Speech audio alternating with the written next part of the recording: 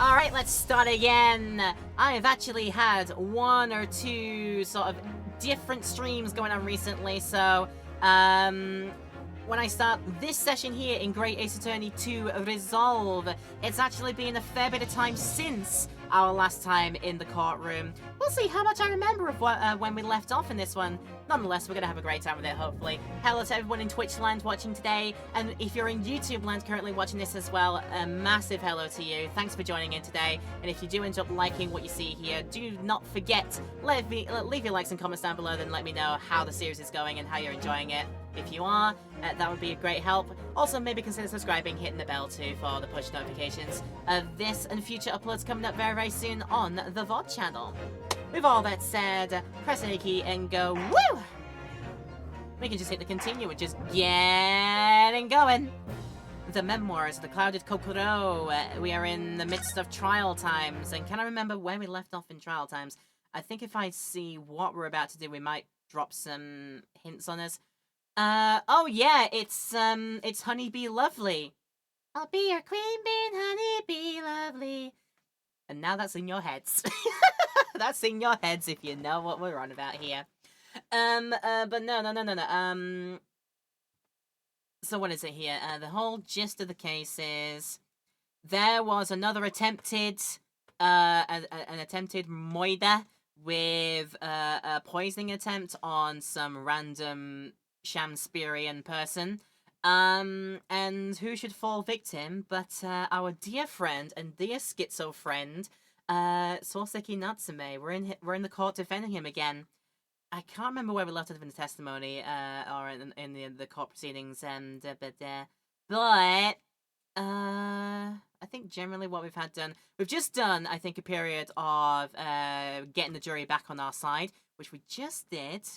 And now we're about to have one of the jurors actually came out and said, "Yeah, I'll testify now, because apparently this whole business is related to my company, or at least my husband's company." And there's also one of his workers there that we've seen like being stifling about the place. So that's pretty much all I remember, unfortunately.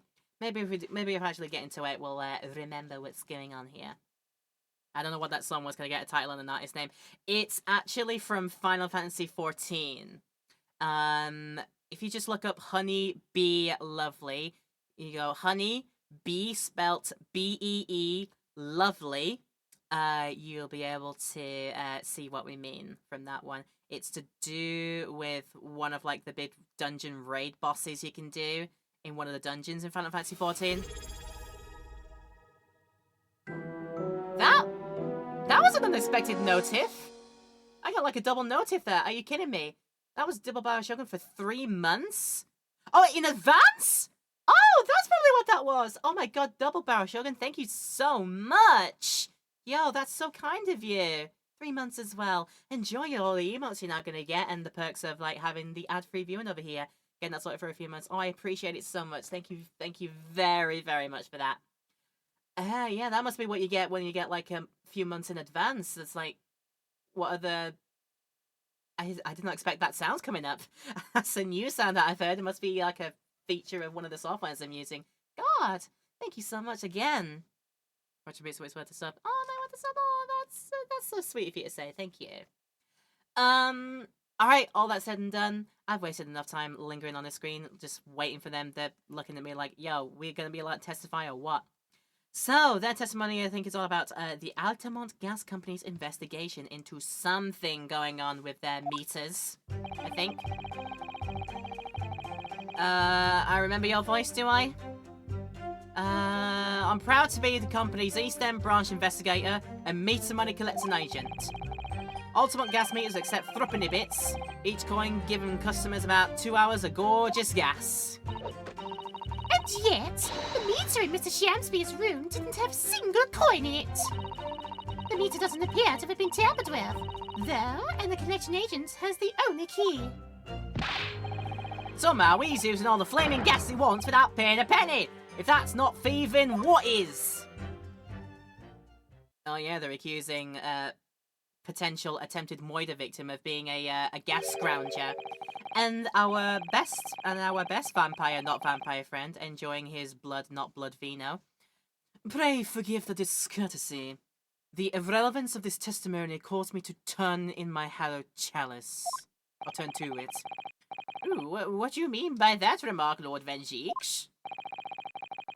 Did the mustachioed Nipponese poison the gangling excuse for Nakdar, or didn't he? That is all that should concern this court. And yet we now must listen to this abhorrence. Clearly what separates the vast British Empire and your Eastern Island nation is more than geographical distance. The mind of this man must be an enigma. To be like, yeah, I'll waste like this entire like chalice of wine on just chucking it away like that, and along with the whole chalice itself. I certainly hope you've got the disposable income on hand, my dude. That's all I'm gonna say. But this just could turn out to be a crucial testimony. The cross-examination must go ahead. My leg! Do what you will. Lord Vengeance appears to be in a violent mood. When is he not? That feels like just default mood for the man. It's like silent but violent. And that's the worst kind of violent you can be. Maybe it's tax deductible. Oh my god, he's claiming it all in expenses. That's definitely it. That's definitely it. Every single one he breaks is like, okay, that's going into my deductibles. Yeah, tax deductibles is going into my claimings. Yeah, I'm gonna claim that on the expenses. Claim that on that. Claim on that. Yeah, that's how he saves all his money, and that's how we get so many of them. Yeah, he does. I mean, as I said, it's like his default mood. An attempted poisoning and an incidence of gas theft with no supporting evidence. It's true that they would appear completely unrelated at first glance. But I wonder. The truth tends to be buried in the most unusual places. And the first step in uncovering it will be to establish just who and what this man really is. It's like, seriously? I'm a serious Shakespearean actor! This is a stick. Okay.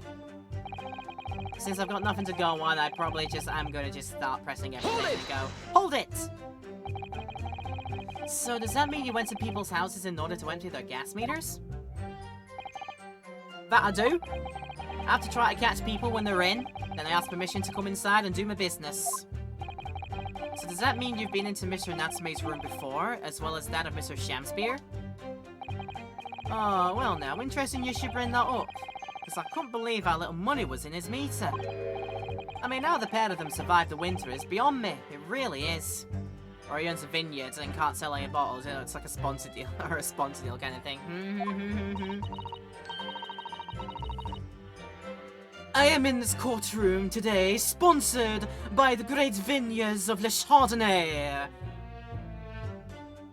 Or maybe in his case, the great vineyards of Transylvania, because I'm certainly vampire-coded. Whatever. Knowing Mr. Natsume, he probably spends all his gas money on books. And then when he's finished reading them, he probably burns them for warmth. You will kindly reiterate your statement about the gas meters themselves, Mr. Beeterman. Not much to say, really, but as you wish. As they wish.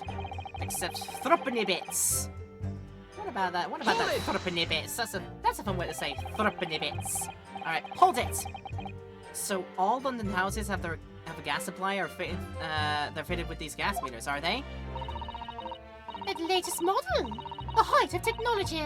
Developed by our company, Altamont Gas. And anyone who uses our gas will have one of these meters in their property, yes.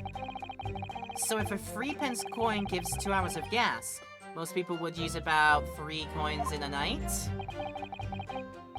Nah, a bit more than that usually. If they have both gas lights and the gas stove, that is. Back in 20 minutes, got your pence breakfast. Yes, do get some food in you, Palvia. Take care, alright? Thinking about it, Soseki-san doesn't have a fireplace in that room of his, does he? And some people still choose to use candles, of course. And can only have gas for heating. Oh, yes. I do remember seeing candles in Mr. Natsume's room, actually. And how does the money in the meter get back to you at the gas company? Every 3 days, Gasland might visit properties on the gas supply and empty the meter of coins. I must say, the design and manufacture of the new meters cost the company an awful lot of money. But happily, it did put a stop to people not paying their dues. For the most part.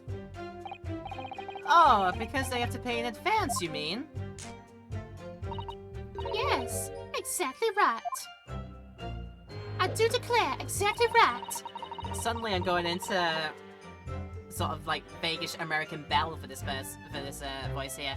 Anyway, let's keep going. Hold it! So out of interest, how long has this been going on? Weeks and weeks! It's been pinching gas off us for ages! And you've examined the meter in Mr. Shamspeare's room, I take it? Naturally. He took it off the wall and went over it with a fine-tooth comb. And found nothing suspicious at all, I presume? No, I'm afraid we didn't. Which is exactly why I demanded a new type of meter to be produced. One with an indestructible lock. The Shamspeare Special. Oh, that sounds like it would have cost an awful lot of 3-penny pieces. But even after all that, this rascal's meter was still empty. I'll never forget the humiliation. When I opened up the money box and found it bare, you what? I said, you what? And the look on his face, that smarmy smile of his. Right. I pulled the meter straight off the wall and took it back to office. But you know what? Nothing. Not a trace of it being jemmied open anywhere. Not a single sign. And what's happening to my salary as a result? Down by 3 shillings a day, that's what? Bloody salary reviews. That's a life-threatening situation in a number of ways. Incidentally, what became of that meter? Nothing became of it, I still got it. Oh. Mayhaps, new evidence? Right here. Oh god, no wonder they call you Meter Man. I think it would be prudent for the court to sequester this item while the trial is ongoing. Gas meter in my court record now. A meter that dispenses gas for a set time after a coin is inserted. It sports a very strong lock developed especially with Mr. Shamspeare in mind. Maybe Shamspeare just has like, I don't know, 99 lock picking. Definitely. Although at first glance, it doesn't appear to be anything unusual about it. Let's move this along, shall we? Continue with your testimony. Though I would say it has as much value as the contents of that meter. Oh. I felt that was stinging Maria. A sting in my tail. I'm sure it's a very smart meterman carrying that around. Yeah, it must be like, yeah, too much weight. You can't move around as nimbly anymore. Hold it! Alright then, hold it! There's only one key for all of your meters? Well, in truth, there's another key in the company vault at our main office. But even if someone had somehow managed to get a hold of the key, we'd know if the coin box had been opened. Oh, how? I came up with a rather clever way to expose any little shenanigans as it happens. So would you care to explain? Well now, in order to empty a meter, you have to unlock the padlock and remove the cover. But when I close the cover again, I stick a little beeswax seal on it, you see. A seal? Like the sort of thing you put in an envelope, you mean? Yeah, something like that, yes. Basically, you can't remove the cover again without breaking the seal. Now, in the case of Mr. Shamspeare's meter, there were no coins inside at all, as I said. The seal hadn't been broken either. So that would mean Mr. Shamspear somehow managed to steal coins from the inside of the meter without opening it. A locked thingy mystery. It would seem so, but that would be impossible. That's pretty much how warranty seals work today.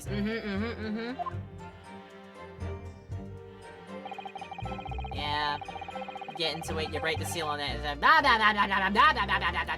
going like this front-on face of his makes him look like he could very easily be one of like the human-looking Muppets. If they ever make one about it. Hold it! He's the new Statler or something. How do you know that he's been using gas though? Well now, since I started investigating this bloke, I've been to his room more than a few times. And on every single occasion, his lamps have been blazing and his stove pounding. It's middle of winter and he still turns to me, sweat dripping down his cheeks and says, "Get thee to a nunnery." Hamlet indeed. Oh, I could wring the bloke's neck. I get all hot under the collar, but still, every time I open up that flaming meter, it's empty. He's robbing me of my salary too. What's wrong with the world? Where's the justice? But how can Mr. Shamspear possibly be stealing the money? I don't understand. The simple explanation is right before your eyes. What? A toast to you eventually realizing that the gasman could have been an accomplice. You what? Good lord, eminently plausible indeed. Well, what do you have to say for yourself? Oh, please, Lady Quimby, I'm a faithful worker bee. You're my honeybee lovely. And besides, if the money us gasmen collects don't tally up with how much gas been used, you don't are paid by the same amount. So you'd be stealing money only to have the same amount taken from your wages. Clearly, that makes no sense. Perhaps it's a case of losing the battle to win the war. Oh, no, I'm not gonna stir up that hornet's nest. If I was stealing from company, I'd be finished. It would seem there is no evidence to support the claims of thievery made against the victim. Because Mr. William Shamspear is innocent. Chalice, woe, chalice be upon ye, light behind me. Pray forgive that if that shatters some illusion my learned Nipponese friend was clearly under. I certainly didn't expect to uncover another crime that looks like it's been taking place in the very same room. According to the testimony, it's only the meter in Mr. Shamspear's room that's under suspicion. It does seem as though perhaps it has nothing to do with the incident involving Mr. Natsume. I know, it does seem that way. But the fact is, since I've been practicing law in England, I feel like I've encountered this at least once already. Cases that are interlinked. Oh? It might seem that two cases have nothing to do with one another at first, but in fact, they're intimately connected. Yes, we have experienced that before, haven't we? I wonder if this is another instance. Perhaps. But we can't be sure of that yet. If the Altamont Gas Company has been investigating Mr. Shamspear so earnestly, there must be something to it. But then how has he been managing to steal their gas? How indeed! And you know, the thought that came across in my head thinking about things a little bit. Is this Le Bar sub that has... That is...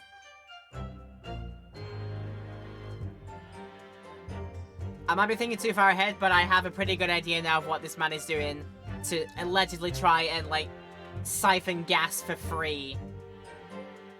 This is a mold to make a fake coin in.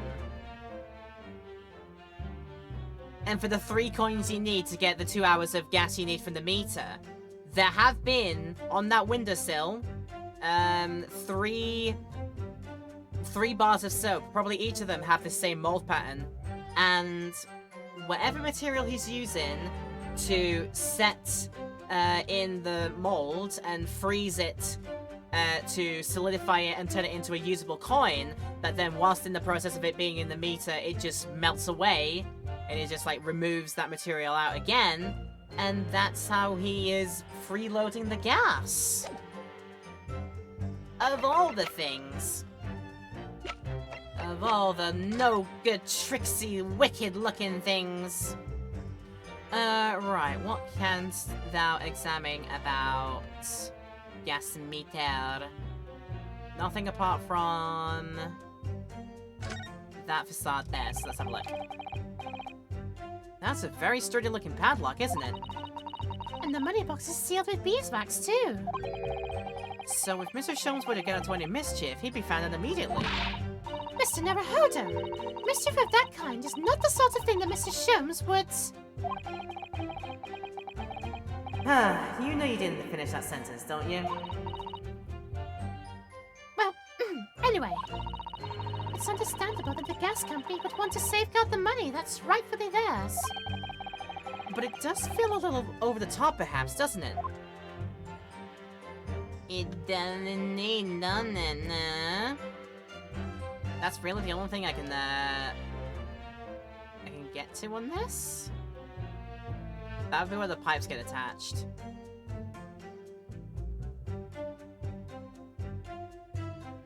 Glad I looked under there. I was really like, where's my evidence of this? Oh, what's... Have you spotted something, Mr. Naruhodo? Just here. There's a little hole. Do you see? Goodness, you're right! I wouldn't have noticed. It's not a very neat hole, is it? Not professionally made, I'd say. So, you think it might have been opened up by Mr. Shamspeare? Possibly.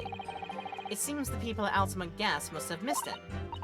Well, it certainly seems to go all the way through to the inside. Yeah, but there's no way a coin could fit through there.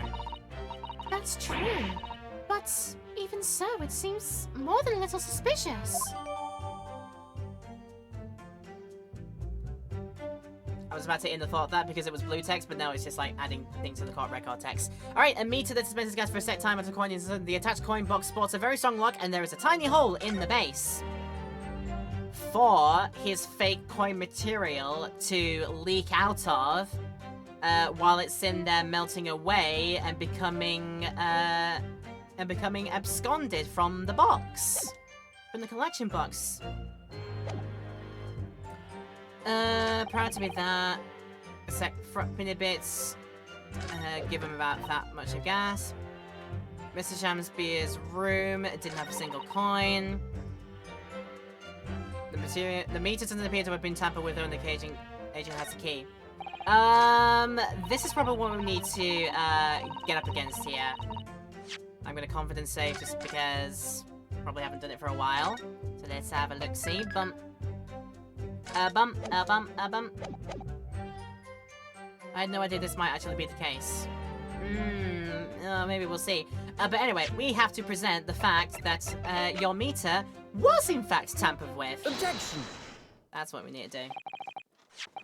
Lady Altamont, I'm afraid to say that this meter clearly does show signs of having been tampered with. What? Oh, get away! I've been over and over that thing! I'm telling you, there's nothing wrong with it! In that case... What do you have to say about the small hole that's been made at the base of the coin box? Hole? What? You're right! You're quite right!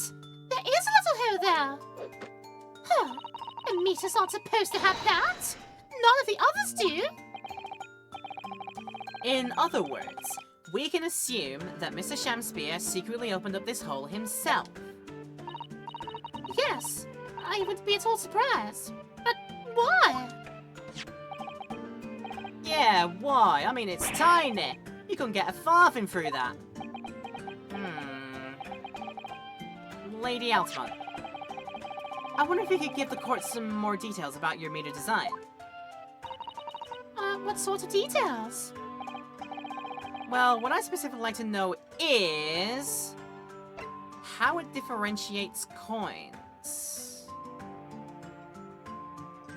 How it's able to tell, like, whether to accept a coin or maybe give back one that it doesn't like. So probably that. How does the meter tell the difference between different coins? Oh, what do you mean? Well, for example, if someone were to put in a 1 penny coin, that wouldn't work presumably, would it? No, of course not. So, well, how does the meter know that the coin it's been fed is a threepenny bit? Ah, I see what you're getting at now. And the meter tells coins apart by their shapes and size, which includes their thickness. A threepenny bit is about 3/4 of an inch in diameter, you see. Other coins just won't fit. Ah, I see. It's clearly been very well thought out. The witness will amend her formal testimony with that information in case it is pertinent. As you wish, my lord. So we got extra details in it. The meter... The meter is designed for coins of the exact diameter and thickness of a threepenny bit. Nothing else will fit. Hold it! Let's press that for a bit more info then. Hold it! But conversely then, it would seem that anything matching a 3-pence coin exactly in terms of diameter and thickness could equally well be used. Would, that be true? Well, yes, in a way. The weight comes into it to a certain extent as well. Well, we thought of that though anyway. If I find any fake coins inside the coin box when I empty it meter, the contract says the customer has to pay 100 times the amount they diddled as a fine. Oh, we live for moments like that, us gasmen do. Live for them. He likes to be the tax collector, the Honourable Sheriff of Nottingham, would it be? A very right royal tax collector. It would seem the gas company has thought of everything. Woo! Hurrah for gas! Hurrah for cash! Altamont all the way! It's quite enough of that. Remind me, how big are threepenny bits? About 3/4 of an inch across. What do you think, Mr. Naruhodo? Is this 2 centimeters measurement significant? Or perhaps there's some other aspect of the meter's construction we should be focusing on? Yeah, you may be right. Perhaps I should try a different tack here. Like asking about whether the meter can be dismantled, for example. It might lead to something. Might do, so... When in Rome. So how can the meter be dismantled? Dismantled? Yeah, given that there are no signs of it having been forced, I'm wondering if perhaps rather than being broken open, it might have been taken apart. Well, yes, that does make some sense. The padlocks are made by a first-class locksmith and they're finest quality steel. And the meter box itself is made of plate steel as well, welded shut to ensure it can't be opened again. I can assure you, it's quite impossible to dismantle it. Ooh, yeah! No leaks from an Altamont meter, no coins, no gas, no nothing! I see. The witness will amend her formal testimony with that information in case it is pertinent. As you wish, my lord. So that... Unlock his way from solid steel, there's no way to dismantle.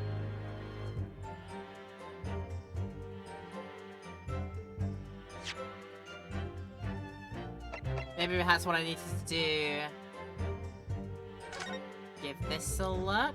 Because I didn't quite give this gap a look. Oh? Look at this bar of soap. There's a circular depression on this side. about 2 centimeters across. Or 3/4 of an inch. Ah! Do you think? We did find this soap at the scene, didn't we? Yes. Yes, there were 2 bars on a little ledge just outside the window. So we took this one. But I'm sure that when we first found it, there was some sort of reddish medallion in the middle there. I remember it clearly. Yeah, but there's no sign of it now. Where could it have gone? Alright, bar soap updated. A 2 centimeter diameter circular depression is in the middle of one of the surfaces. Right.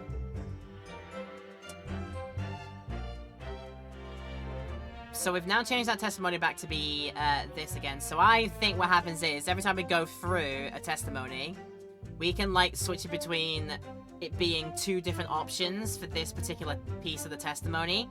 And then when we have it on the right piece, we then present the bar of soap as the evidence to get through with it. So we're gonna press this because we haven't seen this before, I don't think. So hold it. Has anyone ever tried? Oh yeah, they've tried, but they've all given up before long. After all, if they actually broke the meter, the company would be able to take legal action. Yeah, that makes sense. What do you think, Mr. Naruto? Is the welded steel construction significant? Or perhaps there's some other aspect of the meter's construction we should be focusing on. Okay, you may be right. I should try a different tack here. Asking about how the meter differentiates coins, for example. So delve deeper into that. This will be a repeat of what they said before. This is just a set of testimony onto talking about the coins, which we then say, oh, look at this depression. Don't you think it's weird that this is like exactly the same size as the coins that your machines use? I get a feeling. So I've done that.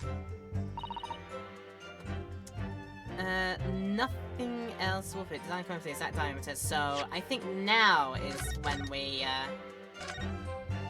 show her the bar of soap. Oh, excuse me. So into our present tab. Yo, did you check out this bar of soap? Look at the size hole in it. Is this right?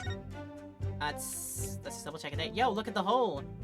It's very threepenny bit coin shaped, isn't it? Objection!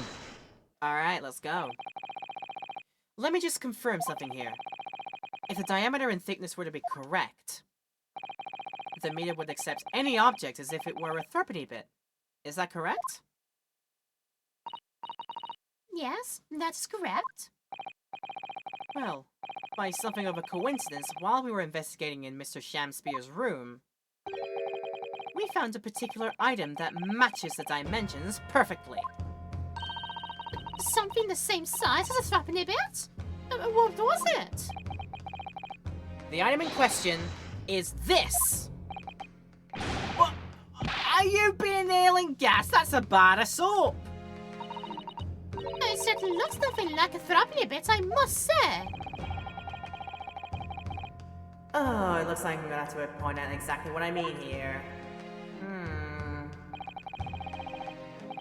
What's so important about the soap is this part right here that clearly you haven't been looking at because you don't have eyes in your skulls. Got it! Got it! You have to turn over the soap to see what I mean. Oh! Are you referring to that round depression in the middle of the soap there? That's right. A depression that's approximately 3/4 of an inch in diameter. Or in other words, almost exactly the same size as a threepenny bit. Get away! Does anyone here present have in their possession a threepenny bit? Quickly now! Hand over your coins, ladies and gentlemen! You're now suddenly donating to my GoFundMe. GoFundMe for an honest head of hair for my head so I don't have to wear this bloody wig anymore. It sounds rather like a highway robbery, doesn't it?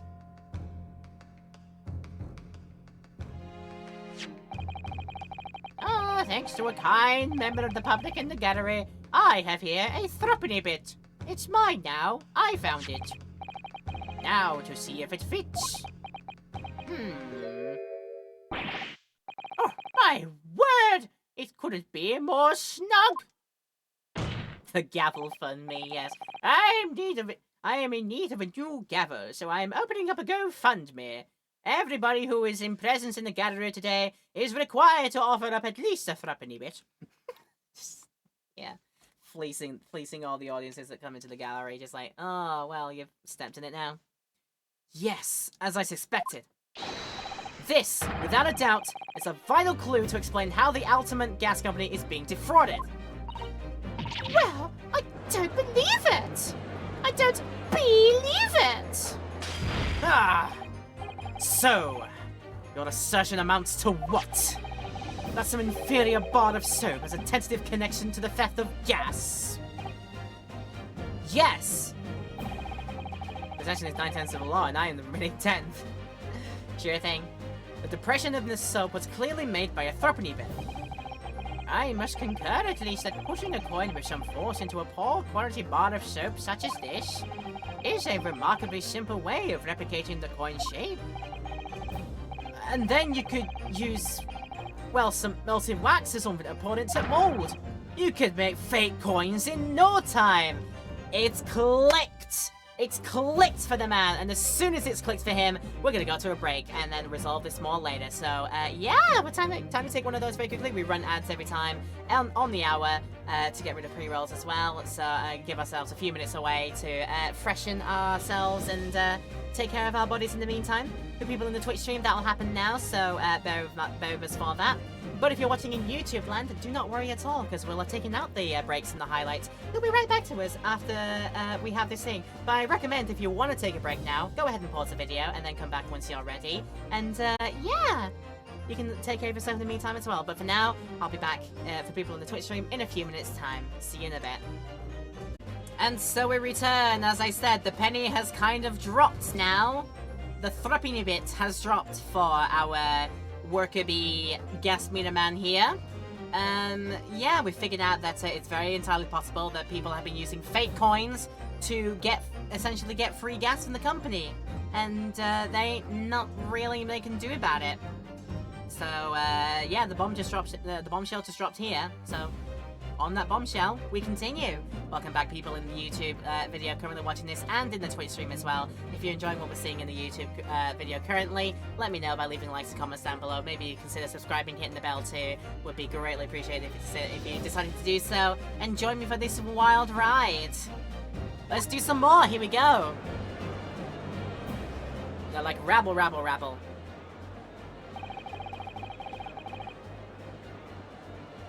This brings all the pieces of the puzzles together. It's the method Mr. Shamspeare has been using to steal the gas. That's the missing link. And now, if I follow the chain of thought, it's gonna bring me to a new explanation for what happened that nobody's considered yet. But this is all nonsense. If the man had been making fake coins, my worker here would have found them when he entered the meter. Quite true, Lady Altamont. In the absence of some black magic that could make them disappear, it's called heat. It's called they melt.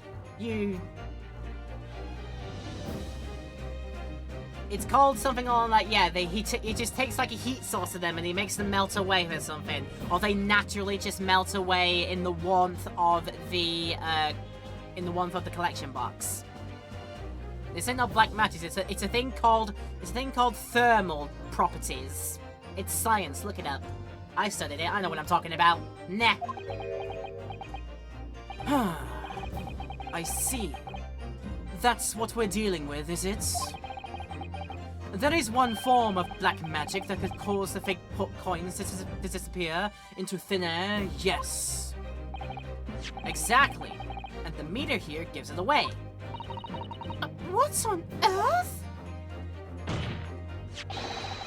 There are remnants of the magical method used visible on the gas meter taken from the victim's room. If that is your assertion, Counsel, the defense will identify these remnants for the court at once. Where on the meter can the remnants of this method be used to make the fake coins disappear be seen.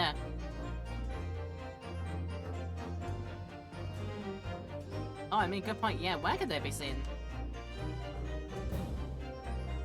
Oh, so like basically giving me like the entirety of the box to have a look at here. You're like, oh, okay then. Yeah, I'm gonna say it would be like just the whole out of there. Like I said, whatever makes them melt in the collection box, it eventually drips down through the hole here, and that's how we do. Surely it's this, right? Got it! Got it! We found this bar of soap at the scene of the crime, just outside the victim's window. Outside? Yes, outside, where you yourself, Mr. Meaderman, were loitering in the freezing winter air. That's where we found this soap. Oh, I get it! Do you, though? Do you, though? Back for the power hour. Hey, welcome back, Palthea. Welcome. Nice to have you back here. I hope you had a nice brekkie, or are having a nice brekkie now. That's right. The answer, of course, is ice. Okay, not where we were going for a wax thing, but it's ice instead. Just like set some water into the mold. It freezes out on the windowsill. And then, yeah, by the course of like it has a low melting point, even in slightly cold weather, it would still probably melt given some time into water, which, bloody hell, that is way more inconspicuous and less easy to track than wax. Okay, this is nice. Wow. Got a Belgian pizza pocket. Ooh, a nice hot pocket. I hope it's delish. I hope it's nums. Alright, so he's using ice coins instead. Did you say ice? Ice, baby? Mr. Shamspear has been leaving soaps like this outside his window each evening, filled with water. After a night outside in the bitter cold, the water is completely frozen solid in the next morning. Then he takes his fake coins of ice and feeds them into the gas meter, giving him light and warmth in spades. As his room becomes very comfortably warm, the ice now inside the meter's coin box melts, turning back into water and draining harmlessly away through the small hole made in the underside of the meter. That is how, without leaving any evidence of his wrongdoing, this man has been stealing Altamont gas. It's a bit dry, but great for a quick breakfast. We like a nice easy breakfast. Make one of them. Just like that? So simply. Is he trying to make us look like idiots? He's been fooling us all with some bars of soap and some water?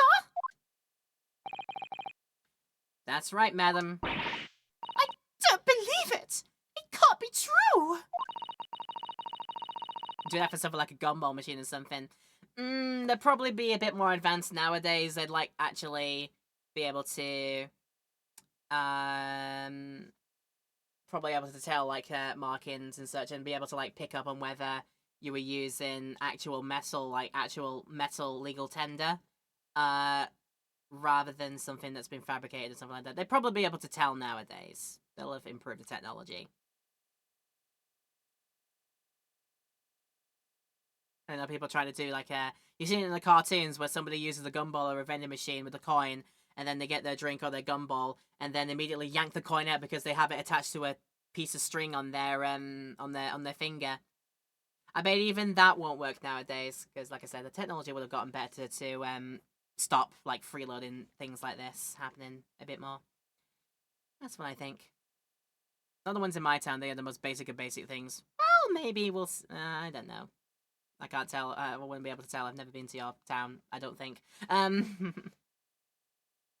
Yeah, they're probably detected by like weight metrics. They'll have it like recognize, and they'll be able to like scan and detect like how much weight's going through when a coin gets put in. And that would be how they would tell like which kind of coin goes in. Like if you use like for example a 50 like a 25 cents piece, or you use like a 10 cent piece. That kind of thing. They'll be able to tell nowadays. More modern ones, at least. Do you have any idea how much money was spent to develop that new meter? And now you have the audacity to suggest that a bit of soap and some water can render it totally useless? I'm fairly sure I didn't design it. Evidence! Sorry? I want evidence! If you're going to stand here and tell me our meters are rubbish, I want to see proof! Oh, she's very good at enforcing accountability, isn't she? Yeah. Alright. Very well, Lady Altamont. If you'd like evidence, I'll provide it. What? Mr. Naruhodo, are you saying you do actually have evidence to support this theory? I did notice a trace of something that bothered me a little at the time. And I have a feeling that this theory we've come up with now could explain it. So, the piece of evidence that substantiates the theory about how Mr. Shamspeare has been stealing gas is... Aha! Puddle of meltwater. Right there.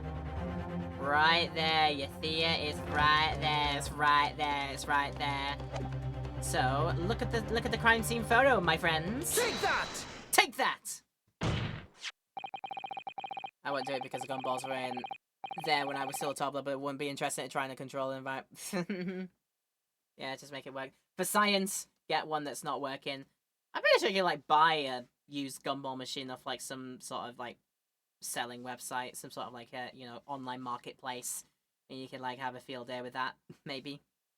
This is a photograph of the scene at the point when the victim was discovered, taken by Inspector Gregson.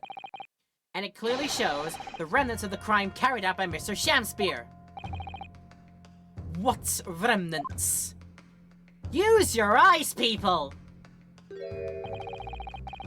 Here you can see the gas meter on the wall in Mr. Shamspeare's room.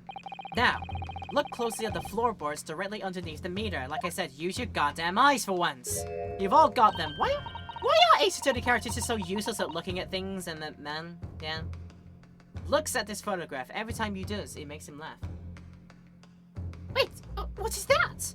Some kind of grubby stain? Almost certainly. It's a water stains resulting from the liquid that drained out of the hole made in the meter. Oh!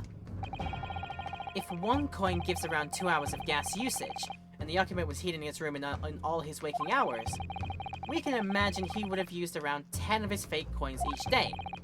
The melting ice inside the meter's coin box would have been dripping out almost constantly, leaving a stain on the floor. This is awful! And there's further evidence too. Mr. Shamspeare is slumped over his table, apparently having consumed strychnine.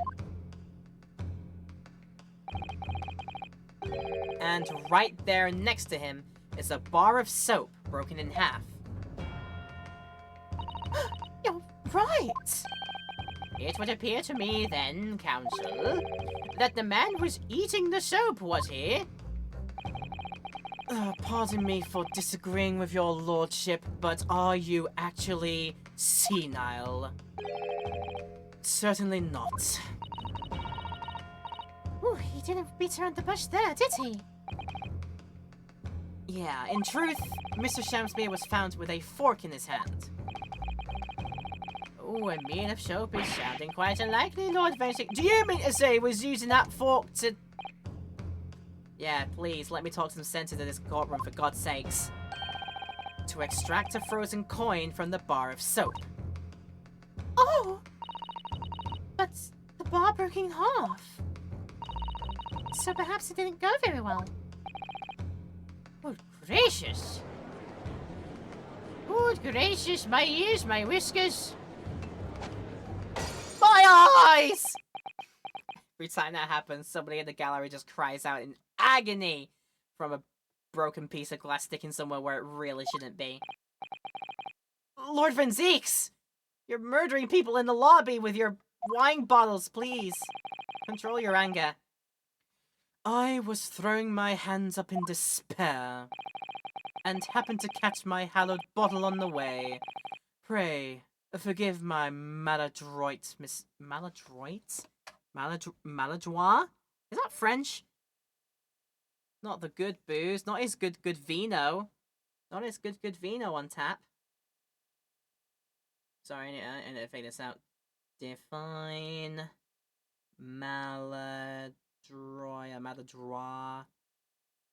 Go on then, let's find out together. Inefficient or inept, in other words, clumsily. With a bit of clumsiness, so forgive my clumsiness, basically. And it said... Maladroit. Maladroit. Okay, it is a hard T on the end, okay. God, the language coming out of this game nowadays is like... Ooh, it's very, very old-timey, isn't it? Oh, it's probably derived from French, but then we, then when we put it into our language, we probably butchered the pronunciation of it, probably. Makes more sense. So, forgive my maladroit mistake. What is the meaning of this, Council? Stop harming my gallery, for goodness sake, man! Allow me to pose my learned friend a question. What exactly did you establish with your most recent cross-examination? Well, That Mr. William Shamspeare is a liar and a thief. In other words, that his testimony is unreliable. That's it! That's exactly it! God, the girls are always backing me up here. Very well. Let us assume the man is a liar. Now allow me to pose another question. What possible difference does that make? Well, we know that suicide can be discounted. Scotland Yard's investigation revealed no sign of another vessel that contained poison. And on the night in question, there were no visitors to his room except the accused. The young gasman's testimony, which we have no reason to doubt, has confirmed that. Woo! Furthermore, the only possible way the poison could have entered the victim's body is via the tea. The court has seen no evidence whatsoever that suggests otherwise. Woo! Even if William Shamspeare is the liar you claim him to be, these facts have been objectively established. There's no escaping it. Ah! Therefore, in light of these facts, the prosecution calls for immediate adjudication. You... What? Oh, we might have walked into that. We suddenly bring it all back into us and stinging us in the rear. Order! Order! Well, Council, how does the defense respond? Mr. Naruhodo! So what was the point of that last cross-examination? They didn't actually get us anywhere. Or did it make no difference at all, like Lord Van Zeeks is saying?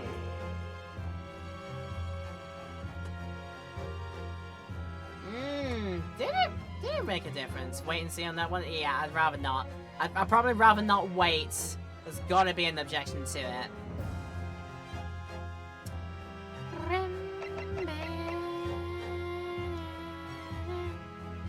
Miss Fish's murder mystery did something like that when the poison was administered by air when something heating up. Ah, I don't think I remember the Miss Fish's murder mystery. Then again, I've not really read much murder mystery in my time. Not a lot of Sherlock Holmes, not a lot of like Miss Marple or anything like that. Or Agatha Christie or anything like that. Probably could have gotten around to it.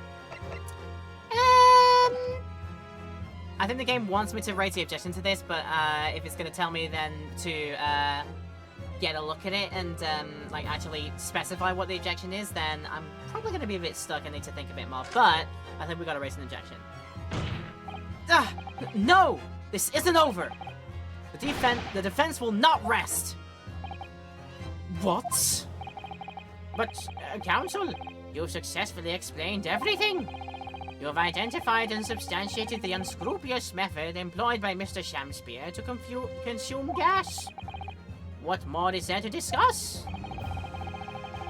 Lord Vensis just highlighted 3 facts in order to make his point. But contrary to what he would have the court believe, not all of them have been objectively established at all. What are you trying to say, my Nipponese friend? At least one of those so-called facts is an assumption made due to a lack of evidence. Ugh. But the situation has changed now following the cross-examination of the latest witnesses to take the stand. Don't be absurd! What is this nonsense? Yes, when you bring everything we've learned so far together and consider it as a whole, it's clear. There is a question that we now need to reconsider. Namely, was the poison in the tea?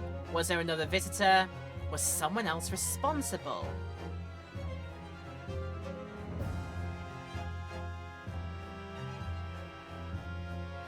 Can't have been because you had the room locked up. Someone else responsible for doing something else.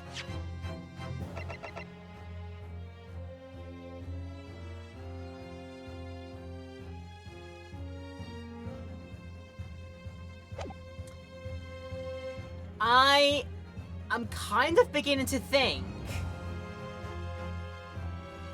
What was it? It placed in Australia in the golden 20s. Oh, of Miss Fisher's murder mysteries. Okay. Might read up on it later. But Palthea, if you've called this, because was the poison in the tea? I get the feeling it might have been in somewhere else. Now that we reckoned about it here. Because what are the facts that he actually tried to claim earlier on? What did he actually claim? Revealed no sign of another vessel that contained poison. The young Gasman's testimony confirmed there was no visitors to the room except the accused. The only possible way the victim could have entered the victim's body is via the tea. Do we have some information about said poison?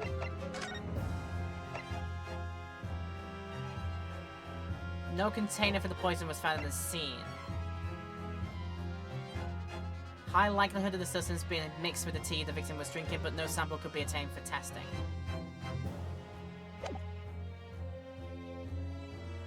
Palthea, I seriously think you just inadvertently called this one. I seriously think you've inadvertently called it. Natsume will have had tea in, but maybe through reason or another, maybe Shamspeare refused the tea and it's like, no, I'd rather just have my water, thank you, because he was probably planning another one of his, like, make his fake coins business. And while in the process of doing that, when Mr. Natsume had left and left his cup of tea behind, the poison made its way into the room through another way. Like maybe through a busted system or being leaked in through somewhere. My god, Palthea, if you have actually called this. If you've called it so specifically as well, like the poison was administered in the air when something gets heated up, namely gas meter, maybe. If you've nailed this on the head, Palthea, you're gonna deserve, like, so many points it's unreal. That was the right answer. So, where's the game gonna go with this? Let's go. Let's have a look at this. We've all been led to believe that the strychnine poison that afflicted Mr. Shamspeare was in the tea brought to him by Mr. Natsume. But that's conjecture at best. Objection! Objection! The victim has testified that nothing else passed his lips that night. There is no other possibility. And since there was no trace in the tea left at the scene, it couldn't be tested for traces of the poison. Objection! Objection! As I said, the situation has changed. Because, in fact, some of Mr. Natsume's tea was left at the scene. And a particular piece of evidence proves it. Objection! Objection! A ludicrous claim. From the soap, maybe? Yeah, it could have been like a really bad bar of soap. But yeah, the poison made its way through other ways. A ludicrous claim. Scotland Yard detectives investigated the scene exhaustively. What evidence are you suggesting they missed? The defense has made a bold claim indeed. Very well, counsel. Present your proof. What evidence from the scene of the crime can tell us about the nature of the defendant's tea? Yo, there's a tea stand on this one. You never bother to look at this one? Wow, your standards are lax. Take that! Your standards are so lax right now. What exactly is this piece of evidence supposed to reveal about Mr. Natsume's tea? Well, I suspect it may possibly be related to the tea in some way, if we dig deep enough. Then you will be digging for a very long time indeed, my learned friend. Oh. Even at the bottom of the deepest chasm, you will find no sense in that absurd assertion.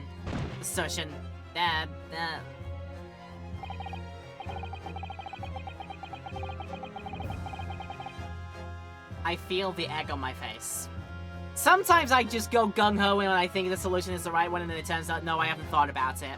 And then I get, like, this happening. Well, I mean, there we go, isn't it? Oh, sometimes I wish I could disappear down the deep cavern to escape this deep sarcasm. Then I advise you to think more deeply before you answer again this time. So evidence found from the scene of a crime. The rest of the envelope could not be located.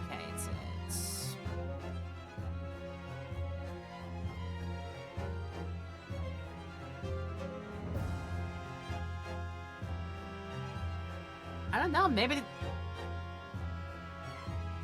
Natsume probably delivered the tea leaves by envelope for reasons. That's the only other thing I can think of. On the book receipt, street map would be absolutely no point, bar of soap would be no point. If it wasn't the teacups, unless there was a fact about the teacups that we've missed. And it needs to be like updated in the core record of somewhere. No, nothing got left behind.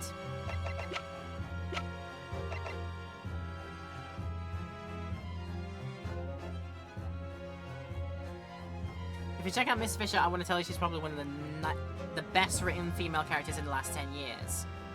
Okay. Fair dues, fair dues.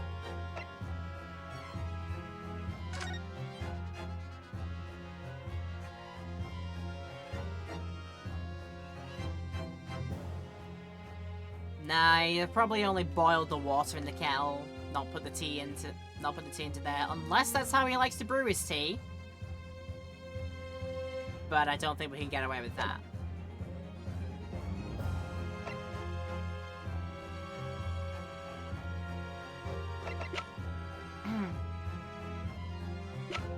Yeah, because no other piece of evidence would be, like, relevant in any way. Maybe he used the same water for the coins in the tea. Well, maybe perhaps. But do I actually have to... Maybe the evidence of the photo itself.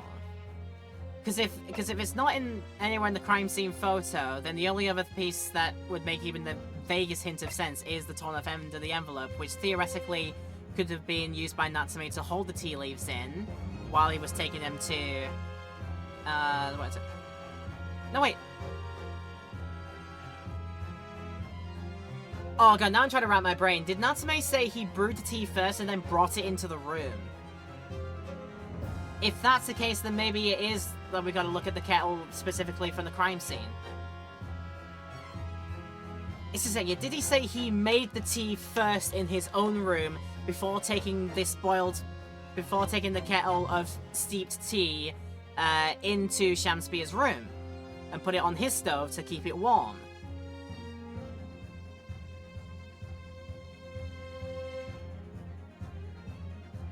Maybe there's poison in the glue is one of those 6 ones. He ripped it, that's the thing.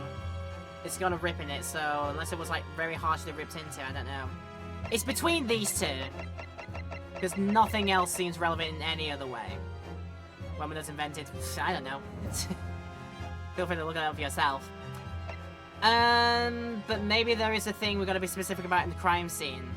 Because yeah, I'm trying to wrap my brain if Natsume said he made the tea in his room first before them delivering it. Already heated and seeped and brewed down into Shamspier's room. Gonna go that way. I'm gonna go that way. That also was not correct. Okay, let me do a reload. Let me do a reload because I'm allowed to. So maybe it was the envelope. Yeah, yeah. So yeah, he probably delivered it via the way of the envelope. Then that's the only other way. So take that. Go for it. No. No.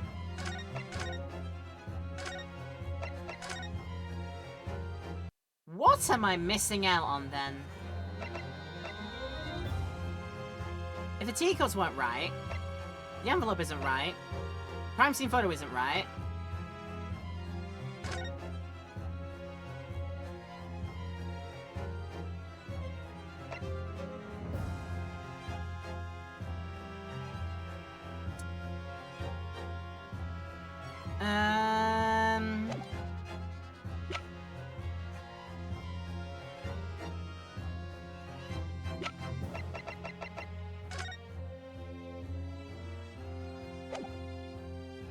Definitely not the books. Definitely not the map.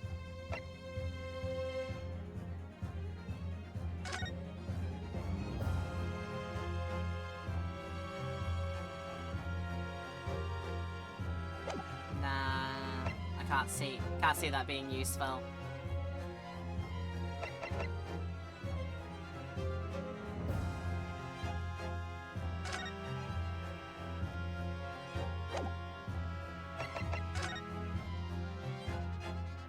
I'm sure I didn't look at everything about the cuts.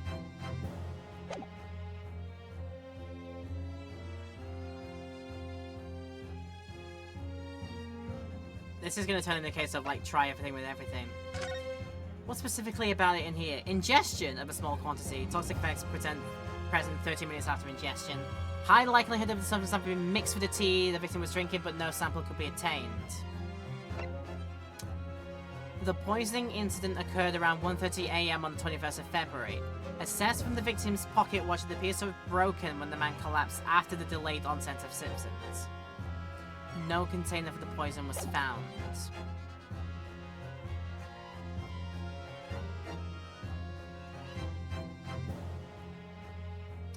It may just be a case of like me just trying everything with everything. So I'll give this a try. Take that! Nah, that ain't right. That ain't right either.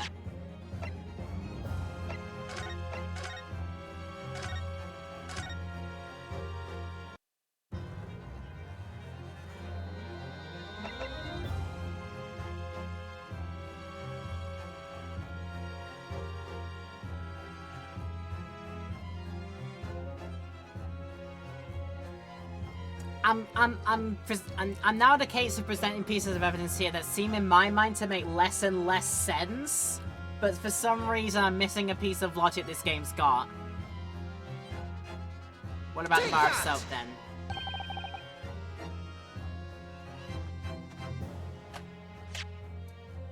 Pray tell how? Pray tell how is this soap the measure of evidence of how this tea came to be the nature of the defendant? How, pray tell? Can I, like...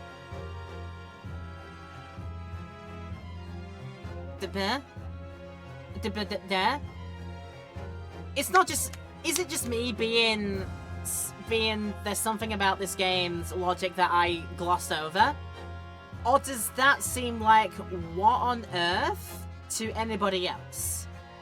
Is it just me? Is this just me? Do you want my guess or should we wait? Let's hold it until after we get the answer from the game, because obviously, okay, the bar of soap was the thing we need to present, but I missed something. I missed something, or this game has got such backwards logic that it was, like, guaranteed I was gonna miss it, because why on earth would I think that way? But here we go. So, Why the bar of soap? Good gracious! The soap again?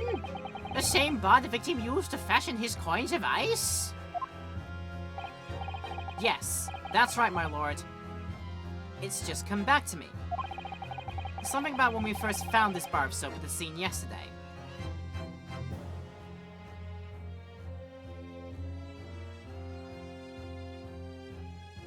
Right. Thinking about it now, my guess is that for a stupid like lore reason, this bar of soap is constructed with this poison as an ingredient in it. And when trying to take out bar of soap, take out coin from bar of soap mold, gets broken with the fork, breaks the bar of soap, then somehow there's a remnant of this soap still on the fork. He goes to, like, wash away the fork in whatever cup of water was nearby him, or cup of tea was potentially nearby him as well. That dissolves away, and when he takes it, that is how he gets his poisoning.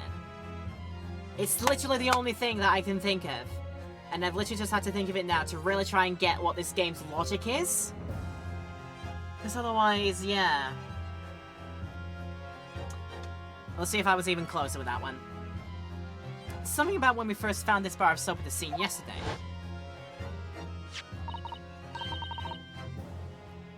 It's more bars of soap. Soap? What are bars of soap doing lined up on a ledge outside the window?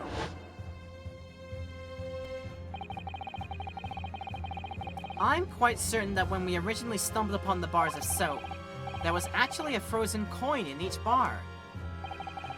So you discovered the gas thief's coin factory. Fascinating. In a way, yes. But there's more. The coins we found in the soap at the time weren't normal ice. There was something strange about them, you mean? Exactly. Something very obviously strange. They were red. The ice was red? No! You mean... That's right. It's obvious to me now. The fake coins in the soap were made from frozen tea!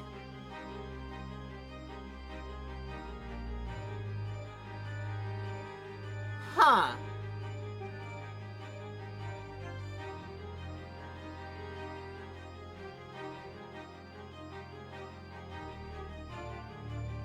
Call me crazy, but tea doesn't usually turn red? Not at least the shade of red that was in that bar of soap when we first found it.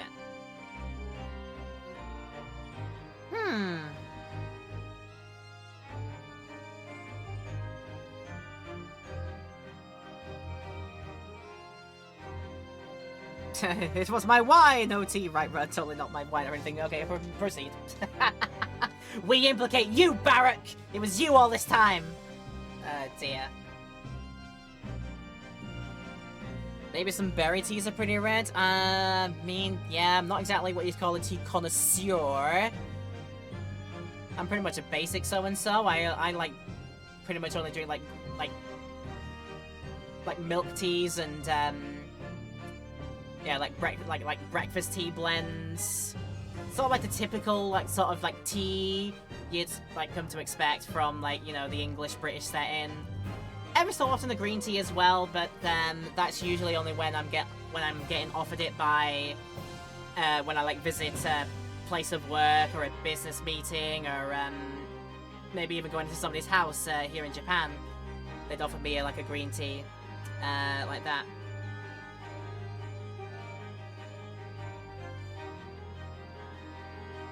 I only drink chai, lemon, and apple tea. But apparently, okay, some sort of berry teas can get extremely red.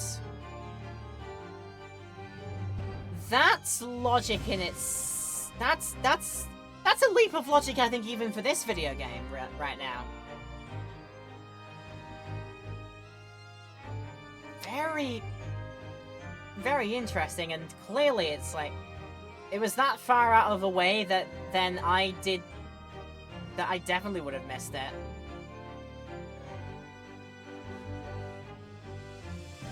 If only I could, like, look back and get a picture of the red coin in the mold again. If only I could, like, get that picture. Because I remember that shade of red not really looking like it could be a tea. Like a shade of a tea color, but apparently if there are, like, some varieties of tea that when steeped and brewed can get a very red color, then sure thing! Sure thing at the end of the day. Go on then. Ugh. What? What? I would remind the court of a statement made by Mr. Natsume earlier in this trial. That was like a week ago by this point, so I wouldn't have remembered. That evening, yes, I did take some freshly brewed tea with me when I visited Mr. Shakespeare's room as a gift. The public water pump outside was always freezing at night, so I brought bottled water especially to make it. And this is the result. Never will I touch tea again. Never! No mention of the shade of color of the tea and what kind of tea it was.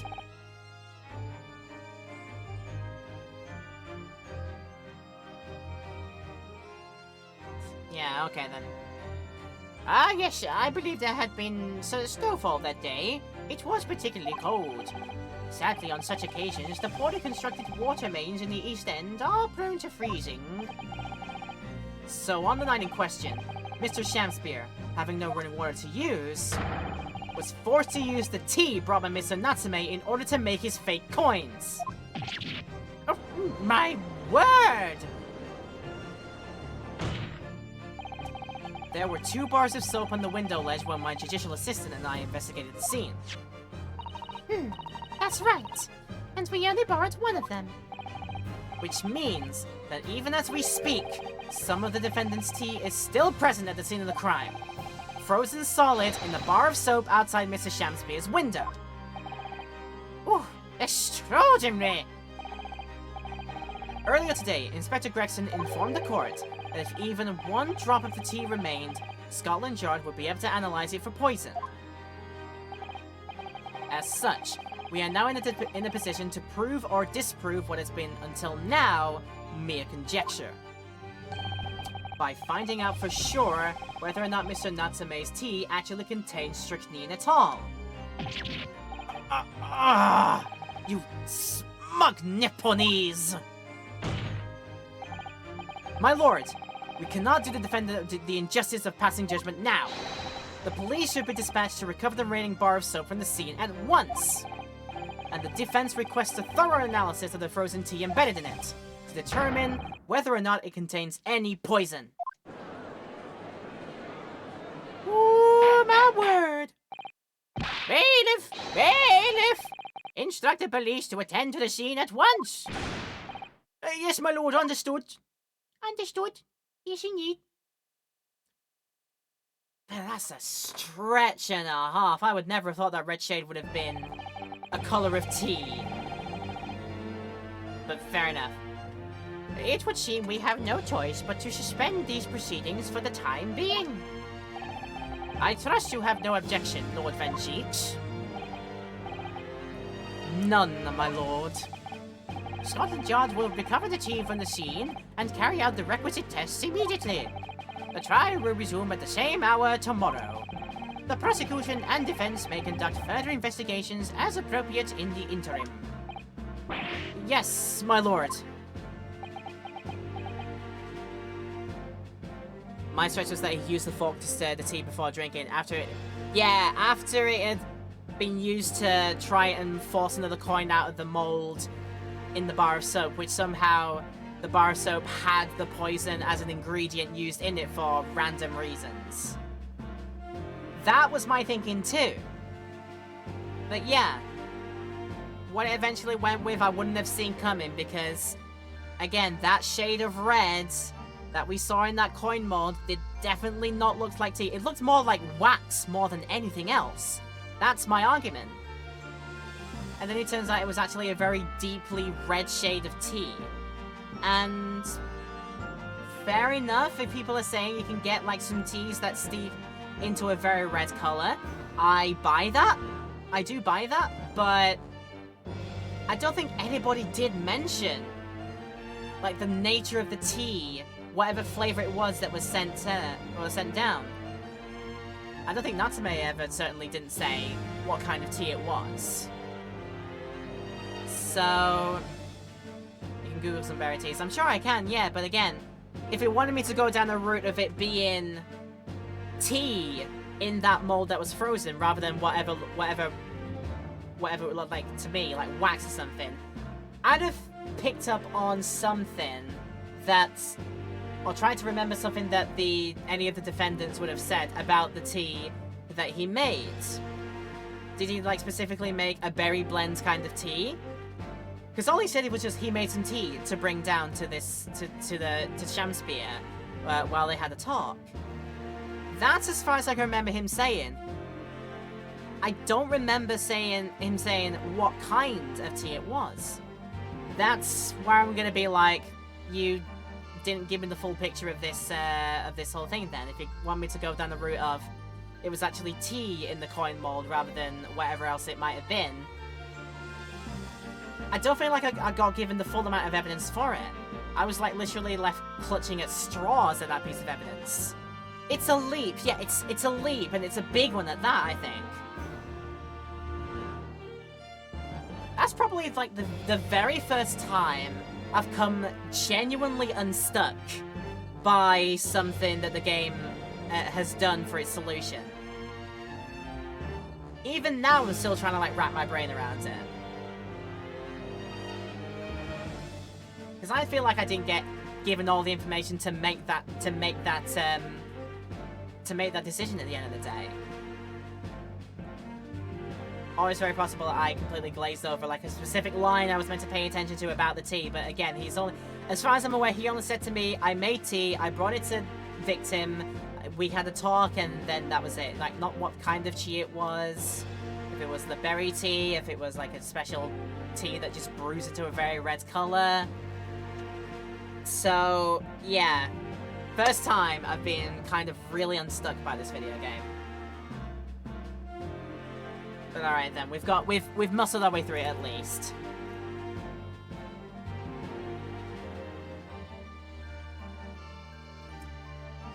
Anyway. We've left Zeke's on silent ellipses for way too long.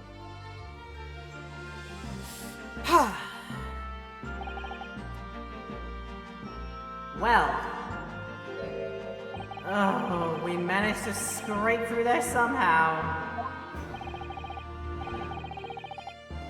Thank you, councils. The court is adjourned until tomorrow. Hammer down. I think the idea wasn't that you figure out that it's tea, but rather that it can't have been water. Yeah, it definitely didn't look like water. It definitely didn't look like it. As I thought right at the beginning when the possibility of putting things into that mold was established, I always thought it was like like wax he was using. But then we examined the meter and the puddle of water underneath, which suggested, okay, he was making coins out of ice instead, out of like pure, like unfiltered, unteed water. But since apparently it was such a cold night, there was no water available. So we just decided, right, I'm gonna do it by, I've only got this tea, right, we're gonna make it with tea instead, pour the tea in to the mold, and then that's how we end up with a reddish tinge of a coin. It's still unfortunately something that either I missed on it, or the game just outright didn't give me every single detail that I would have needed to try and make that connection. Would have been easier if I remembered, like I said, if Natsume said at any point the type of tea brought down, like it wasn't just like a bog standard, you know, like English tea blend, it was like a special stuff he got shipped over from somewhere, or he found like an artisanal tea room on his travels out, whatever, and bought like, ooh, this looks like, ooh, this is like an elderberry tea, or like a cherry tea, ooh, this could be very nice for me. And then it's like, oh, I'm going to give this to a guest later on there. So yeah. F? What F? Are you paying respects right now, DBL? Are you paying respects? Whatever we're doing here. We eventually muscled our way through. I can't believe it took me that long there. Investigation part 3. But I think if it had been wax, the game would have gone out this way to emphasize that there were candles or something like that. I could, yeah, like I said, could have inferred on my. Ah, that's why we're effing in chat. I've got frame drops going on currently right now.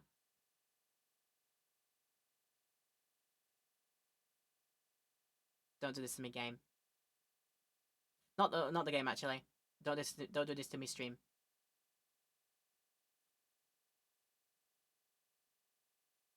Give it a moment, it might come back.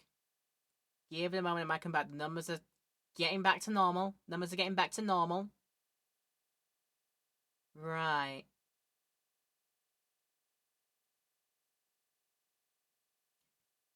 Okay, from now, I think it should be back to normal. If you need to do a pause the stream and then unpause the stream, or maybe just refresh the stream page, then I suggest you do that. But yeah, we got a big frame drop there, and yeah, that's kind of on my end, not your end. So yeah, apologize for that. It really should warn me a lot better, does OBS, if it's like detecting we've got like frame drops going for a long time. It should do better about that. But yeah, if you need to unpause and pause the stream, go ahead and do that. You'll catch up with us back in then, so don't worry about it. So yeah. I can only apologize for that. Oops. Well. I was about to suggest maybe we take a break here, but we got a couple minutes until the next break comes up, so we'll run it from here. Also, clearing out my room? Huh? What's going on?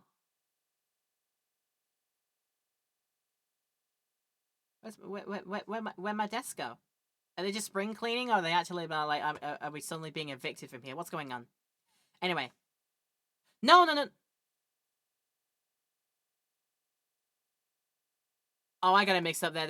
Okay, this is technically like 6 months prior to current events, like current timeline. It's 6 months prior. We're technically still flashbacking here to directly after Natsume's first case, and then he immediately gets involved in the second case, like a day afterwards. So yeah, that was just remember now. We haven't even been invited into here for proper yet, so that makes more sense. Okay. Anyway, 22nd of February at 1:11 p.m. Oh, dear ones! At Naruhodo's legal consultancy. In its infancy. We made it back in one piece. Just. To be perfectly honest, I thought we were finished there for a while. Oh, I know.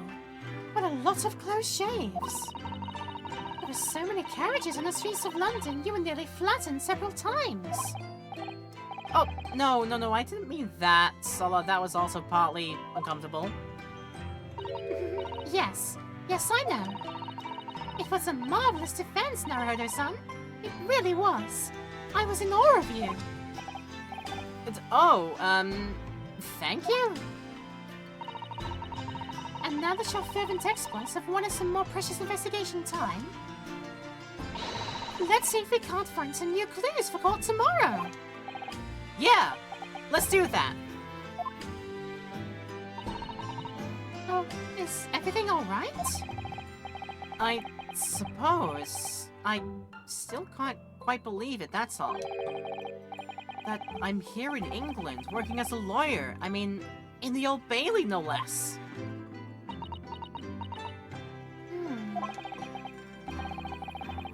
The truth is, it shouldn't be me, should it? It should be him standing in my shoes. It should be Kazuma. It was Kazuma-sama's wish that you follow him to Great Britain and work alongside him. Yeah, I mean, I never had the chance to ask him exactly why, but he clearly had a plan. I wouldn't be here today if it wasn't for him. And you're doing wonderfully, Naruhodo-san. I've no doubt that Kazuma-sama would say exactly the same if he was here with us. Thank you, Susato-san. Thank you. A nice bout of sweetness. And what a nice thing to see before we have another Break. Right, having struggled our way through that then, we are now ready to get back and do some more investigating, but after we have another of one of our ad breaks. For people in Twitch stream, it's time for you to take a break along with me as well, but if you're watching this on the YouTube video, we'll have cut out the time in the break. If you want to pause and go and take care of yourselves in any way, I do recommend you do that, and then come right back when you're ready. Can we get a quick reminder what happened to their friend? We'll do that when we come back, Palthea, because I'm going to take a break now. So we'll be back for you all in Twitch stream land and YouTube land in a short while, so I'll see you soon. Such a pleasant piece of music. Nice to come back to, and very nice to listen to in our break time that we had as well. For people in Twitch stream doing that, I hope they had a nice break. For people in YouTube land, there was no break, because we've cut that all out. But I still hope you are having a very nice time watching this video right now. Do let me know by leaving likes and comments down below. If you want to subscribe and hit the bell too, that would be super nice and super helpful. Would appreciate it if you did, so do with that what you will. Right, before we left off, I got a quick question about, like, a quick reminder of what happened to their friend. If you mean the friend Kazuma, the entire backstory of his, from the first game, our guy Yunosuke was never going to be a lawyer in the first place.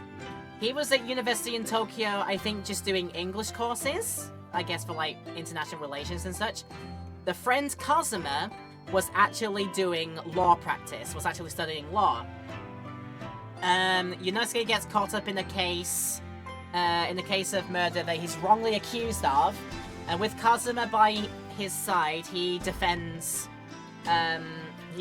himself and gets acquitted from that trial. And then afterwards, Kazuma announces he's been offered a chance to do a study exchange with the British Embassy to learn how to practice law in Great Britain. It's sort of like a cultural sort of understanding exchange. And for some reason he tags Yunosuke along as well, and secretly puts him onto a steamboat headed to England.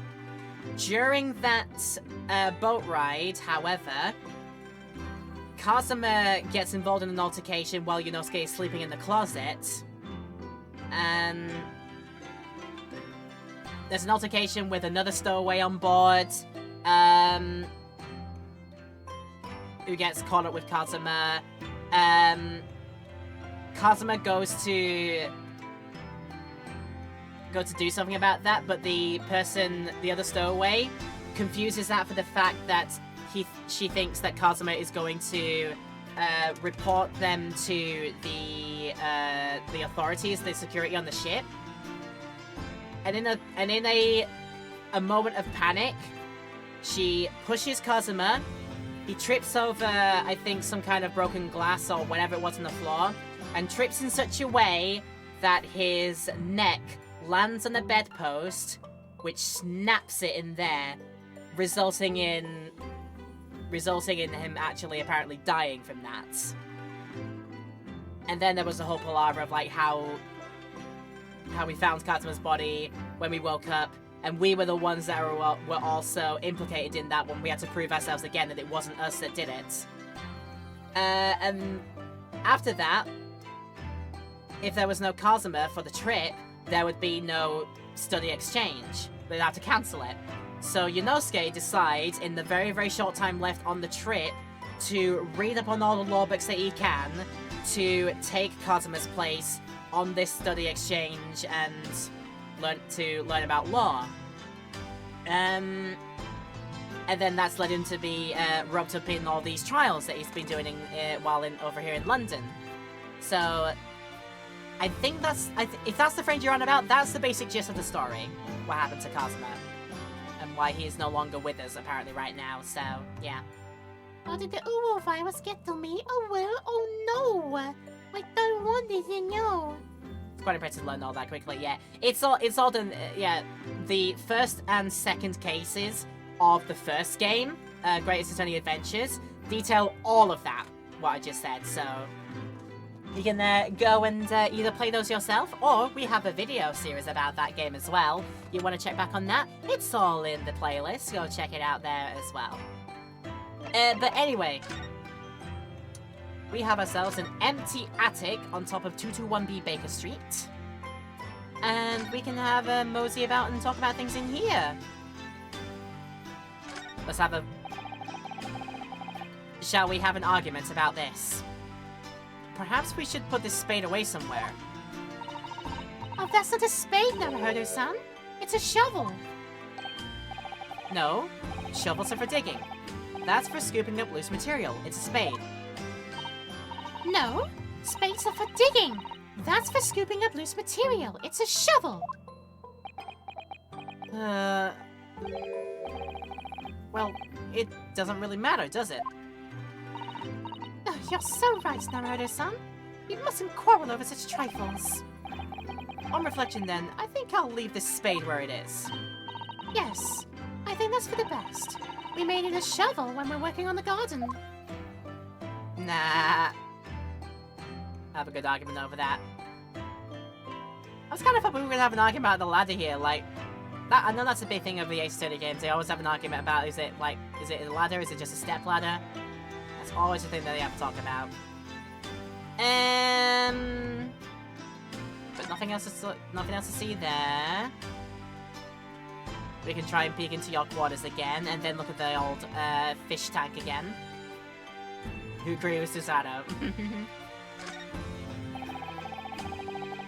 Yeah, I know there's technically a difference between a spade and a shovel. There is a discernible difference. I think in shape of the thing as well, so... Yeah. I heard that there's another room behind that locked door. Yes, it's my bedroom, Naruhodo-san, as you well know. So shall I help you unpack your things? Oh, that's very kind, but no thank you. Your luggage looked very heavy. Are you sure I can't help you move it? That's very kind, but really, no thank you. A young maiden's private chamber is a place of bittersweet secrets, you know. The only secret I have is the 5-yen banknote hid on the backside of my Daruma doll. Oh, it would have been a banknote back then, wouldn't it? Yeah, Meiji era currency. Like, yo. Yeah, they be using banknotes all the time before they started minting coins for proper. They might have used like core bands for coinage back in the day, but yeah, they probably had like actual notes for like very, very small amounts of currency in Japan. I think in the Meiji period as well. Even if it's a Pasted ladder, I love it like it was my own. We all love a good ladder. These tanks are for keeping sea creatures. They're called aquariums, and they were all the rage in London at one time, apparently. Yes, the English are so clever, coming up with the idea of having ocean life on display in the home. And it means you always have an emergency midnight feast on hand, too. I'm not sure that's really the idea. Do not eat the fish. They are not for munching. Do not do it. Right, there's barely anything in the room, it turns out, so we do some talking. It was quite a shock day earlier today, wasn't it? When the victim himself turned up in court and took the stand. I know. Not only that, but then finding out that he's actually a barefaced gas thief as well. Yes, that was certainly a surprise to us all. For a while, it seemed as though everyone had quite forgotten about Soseki-san poisoning the tea. Hey, careful of your phrasing, Susato-san. He didn't poison anything. And there's more to this Shamspear than we've yet to know. I'm sure of it. Mr. Shamspear certainly wasn't the noble, upstanding man everyone thought he was at first. What's become of him, actually? I was told that he'd be returning to the hospital ward where he was receiving treatment. Oh, which one is that? Let me see. Oh, yes. He's at St. Bartholomew's. Or Bart's, as Londoners call it. Oh, we know that place, don't we? Yes, we visited Miss Green there yesterday. It's the same hospital to which she was taken. Oh yeah! After Soseki-san stabbed her in the back. But do be careful of your phrasing there, Naruto-san. He didn't stab anyone. Oh. Perhaps we both owe Soseki-san an apology. St. Bartholomew's. Yeah, we should probably visit the hospital later. Okay, add that to the to-do list. Got any suspicions of who the culprit might be? Ooh, if we can look at the people.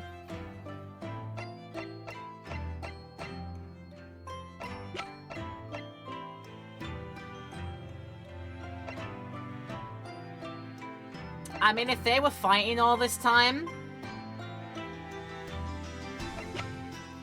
I could see this be a case of him, either him, the worker, or her, the company, company owner's wife, wanting to teach some manner of a lesson. And do it ultimately like that. If you're not actually paying us, then that's, I guess your life is forfeit if you don't give us the money. That's the thing I can think of. But it may not end up being that. We may not have met everybody who's involved in this case. Just so we know. There could be somebody else that turns up who has the motives in hand as well. But we'll have to wait and see. So, we know that Soseki-san took tea to the victim on the night in question. But as he isn't the culprit, then obviously... Yes, the poison surely wasn't in the tea. But if that's the case... How on earth did the poison get into Mrs. Shamspeare's body? Who knows, indeed. Who knows? I know nothing. I do know that Zig Maverick is back in the stream. Hello? How are I doing? Long time no see. We are doing fine over here. We hope you're doing fine as well. And have been getting up to some fun stuff in the meantimes as well since last time. Feel free to let me know if you want to, but of course if you don't want to pry, if you don't want me to pry, then you have to, you're free to say absolutely nothing. You're just free to come along and enjoy the stream as per usual as well. But anyway. I'm sure we'll find a clue at the scene. There must be something in Mr. Shamspeare's room that will help solve the mystery. Well, naturally Scotland Yard detectives have been over the place already. But it couldn't hurt for us to have another look around, I think. Definitely. And I'm desperate to know the outcome of the investigation to the tea left in the bar of soap. Well, if we run into Inspector Gregson, we could ask him about that. We could run into the fish and chip man, and he will, hopefully, maybe tell us all.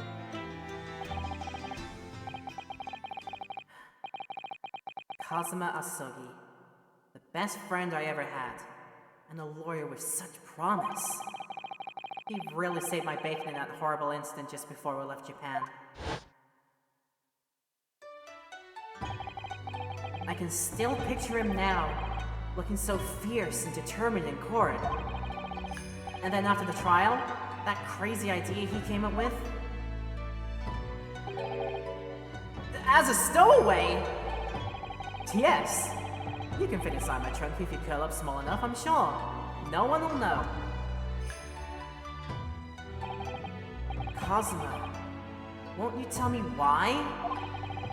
Why go to these lengths if thought I can accompany you to Great Britain? Well, it's been on my mind ever since we got through that trial. That you really ought to go into law. Be a defense lawyer. You've got a natural talent for it. Believe me, I guarantee it. But I've never even thought about becoming a lawyer. Well, I can't force you, obviously. You'll have to decide for yourself. But anyway, London is the cultural capital of the world, the city at the forefront of everything. It can't hurt for you to see it with your own eyes. No, that's true. I suppose, though, if you were to become a lawyer, then one day... One day what? Oh, no, never mind. Huh? then after that he'd go above because of accident. How's the stream going? Yeah, it's cool. It's absolutely cool around here. We're having some great streams recently, and they've been a lot of fun. Been away from Twitch for a while, but it's good to be back. Yeah, it's good to be back! They're back. Zeke is here. Gird your loins. How about that? Welcome back then, mate. Good to have you back. Naruhodo-san? Oh, sorry. I was just thinking about Kazuma. Yes. He's forever in my thoughts, too. To change the Japanese judicial system for the better. That was his dream. And that's why he so desperately wanted to come to Great Britain to study, of course. Yeah, that's right. But Yes? I do wonder if his true intentions lay elsewhere sometimes. I don't know. The thought just takes hold of me every now and then, that's all. Kazuma's true intentions! Dun dun dun dun! Oh no. Naruhodo-san? What do you mean by Kazuma-sama's true intentions? I mean this. His katana? I never expected to inherit this sword after Kazuma passed away, of course. No, I know. It was because I asked you to take it. When I have it at my side in court, I feel as though it gives me courage. Yes. Actually, the night before he died, he told me a little about the sword. Flashback.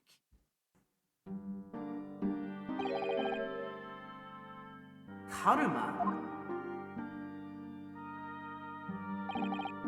That's right. It's a prized sword that's been passed down through generations of the Asogi clan.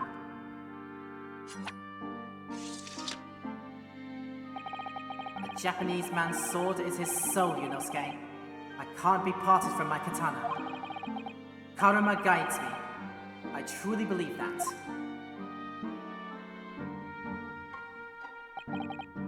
So its name compels its wielder to slice evil in two. Not that you would need much compelling. On that subject, there's something very important that I have to do in Great Britain. Something you have to do? Yes. I'd appreciate you seeing it through with me. Of course I will. Whatever it is, I'll see it through to the end with you. I knew you wouldn't let me down.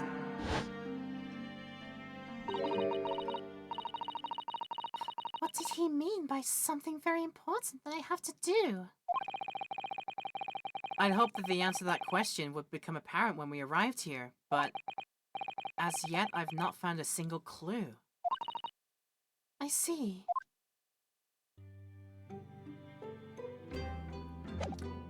Well, misterioso. Très misterioso. I'm sure that's not how you say it in that language. I see why you say that he's allegedly dead. The game focuses a lot on him. I will not be surprised if he springs up somewhere else. I'm not gonna be surprised. No one spoil that for me. Nobody say anything about it, but I'm not gonna be surprised if he springs up again. This is all a ploy for something or other. Like something... Like maybe he found it was actually kind of way too deep for anybody else to get involved in, and he's like, right, I gotta make myself scarce to protect those whom I love, or something like that. I don't know.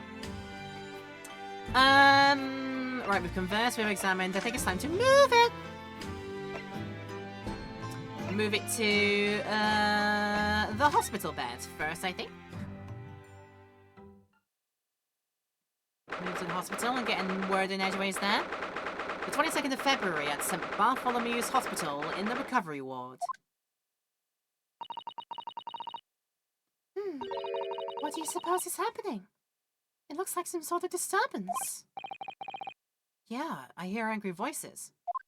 Convenient reuse of assets to save time and money for flashbacks. Yeah, absolutely. Oh, be not angry, O ample lady. Verily, thou art mistaken. I'm mistaken, my foot! You were looking at my painting! The eye of man hath not heard, the ear of man hath not seen. 'Twas foul indeed, the poison that moustached villain gaveth me. Forgive me, lady. I wish that you'd die from that poison! God of mercy, ample lady, but thou seest, I have vigour still. Behold my Shamspeare dance! Ooh! I am spry and happy, and I'm frolicking like a...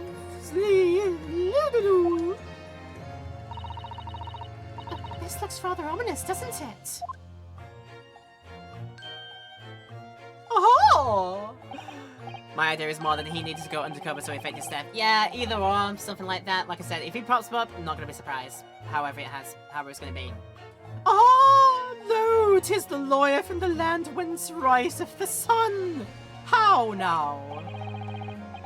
What are you doing here, Mr. Shamspeare? Mary, I do believe I'm returned unto another ward. He was looking, that's what he was doing! Looking at my terrible work! Ooh, Eastern fellow, so darkly clad. Faith, thy work in court this morning was wonderful. I do applaud thee. Oh, well, thank you? But that doesn't mean things will go so wonderfully for you tomorrow, does it? Ah!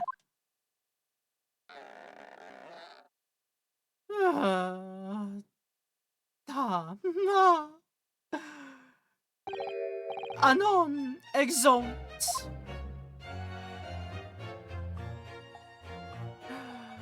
Adieu. Mr. Shamspeare might technically be the victim in this case, but there's definitely a lot more to it than that. It's very hard to pin the man down. Far too strange for his own good. Oh, I'm so sorry. I'm such an awful person. Oh, Miss Green, is everything all right? Oh, yeah, I mean, don't worry about me. They're about to discharge me, so I must get ready to leave now. Oh, I see. We're delighted that you'll soon be well enough to go home, Miss Green. Oh, dear, you're too kind. I don't deserve it.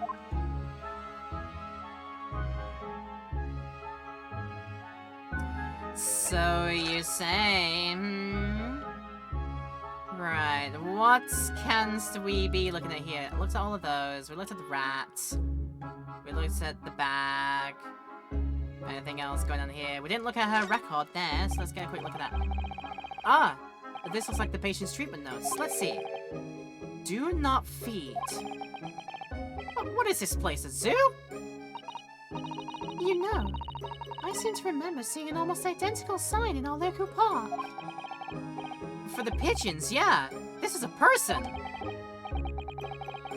Poor woman. I hope she hasn't read this. Look, if you're saying something about, like, her figure, like, come on. Do not be like this. Still gotta look at the painting that's on the floor. You'd think I'd be able to look at that for evidence, but no, apparently I'm just not allowed to. Of all the things.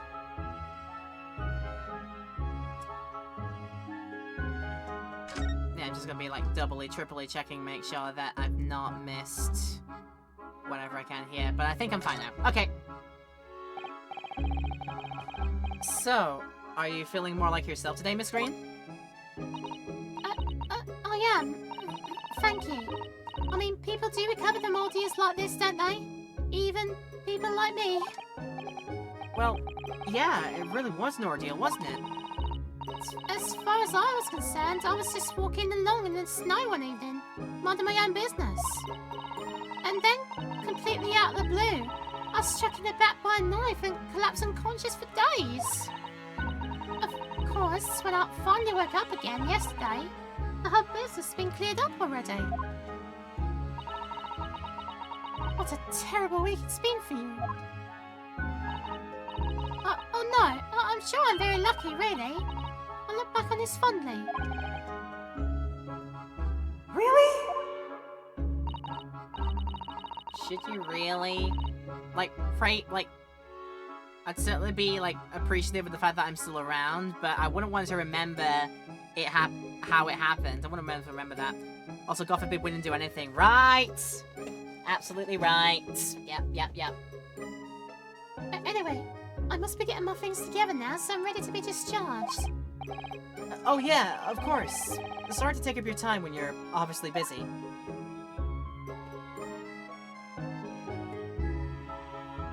Right, you're obviously very busy.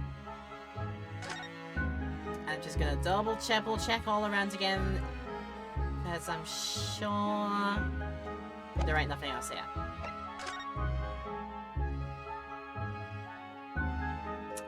Bless her, right? Like, yeah, she's a sweet little olive, yeah. And meanwhile, what we can do, we can... I don't believe we visited the place. No, we haven't. We could talk to Soseki again. Real like it, which probably means that she will be the culprit somehow. Usually the lucky way goes is that you'll like someone and then it turns out, no, they're the bad guy of the case the whole time. You're like, oh no. I mean, if it does end up like that, though, like, my god. Right? Same date, 22nd of February, in Mr. Natsume's lodgings on ground floor, which was Shamspeare's room. It's Fish and Chip Man! Oh, hello again, Inspector Gregson. Oh, what are you doing here? Well, we were hoping to have another look around, actually. The lawyer representing the defendant has a right to examine the scene, as I'm sure you're aware. Yeah, no, the score. Oh, yeah, one other thing. The soap on the ledge outside the window. Did you find it? With a tea in it? Yep, we found it all right. And there was a small amount of tea in it, as you said. I knew it! Score one for Yunosuke! Yeah! It's with the identification section in the yard now. They're looking into it. The results should be available later today. That's wonderful news. Thank you. Speaking of fish, might make some seafood paella today. Ooh, that sounds lovely. Pretty impressive performance in court this morning. Sorry? Nothing. Forget it. Just make sure you don't disturb anything in here.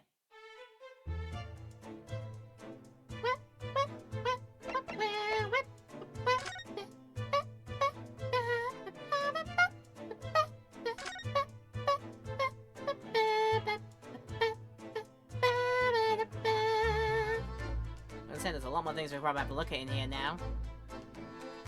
Now that we've got, I think we've got a bit more freedom around the shop here. We can have a look at the tea cups, the half bar soap, gas meter, bricked up wall.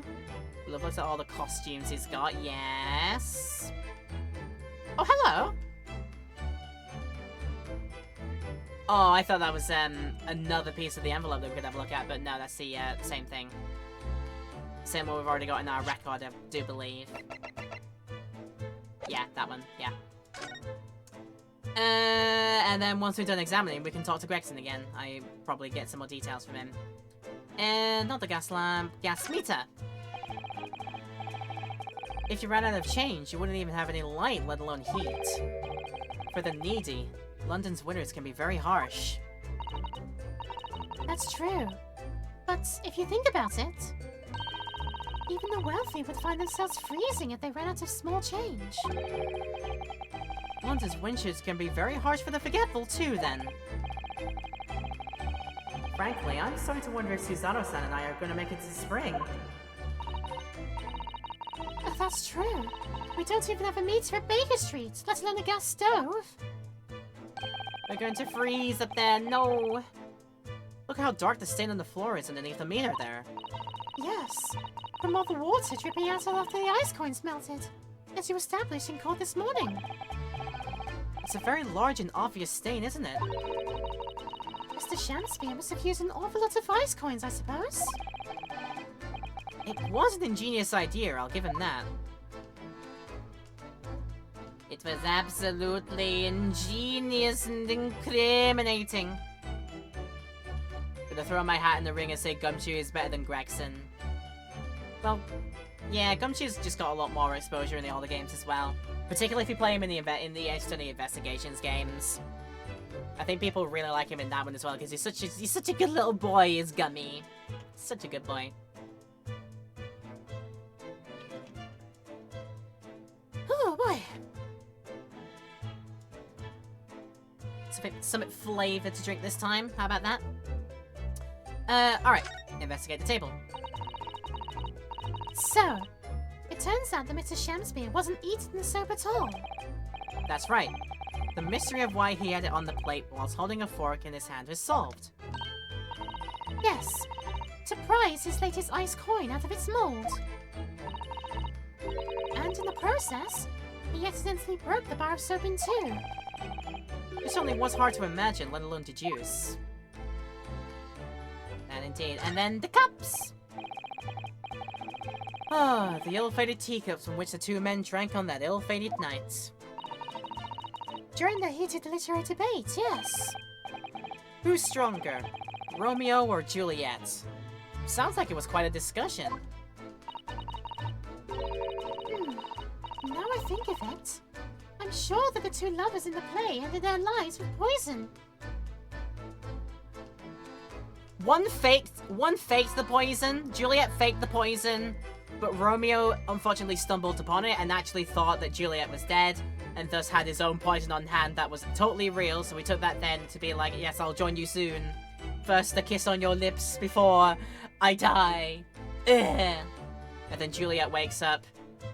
The father comes in and it's like, I dare not stay here, I dare not stay here! Then Juliet, overcome with grief, takes a dagger out of Romeo's pouch and is like, yes, I'll come and join you now, and then go, oblivious. Two lovers, both liking dignity in a Shakespearean tragedy where they both end up dying. What a life. What a life. That's fiction, Mr. Zato. Let's hope it stays that way. Let us sincerely hope it does. We can examine the window again. The sun never shines in this room thanks to that depressing bricked-up window. Yet, with enough determination, you can always remove the bricks to set some soap outside, can't you? That sounds like a very wise life lesson, Mrs. Zato. Only if you plan to follow a life of crime, Mr. Naruhodo. Are you going to be a naughty boy? Is he? Is he gonna plan on doing that, I wonder? Alright then. Chatty with a detective man. Are you looking for new clues, Inspector? On Lord Van Zeek's orders, yeah. Don't come back till you got something for me, he says.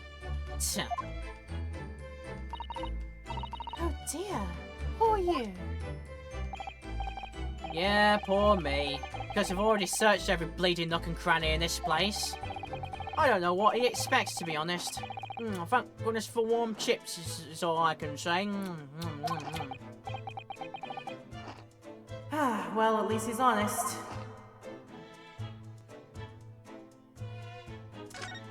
Really?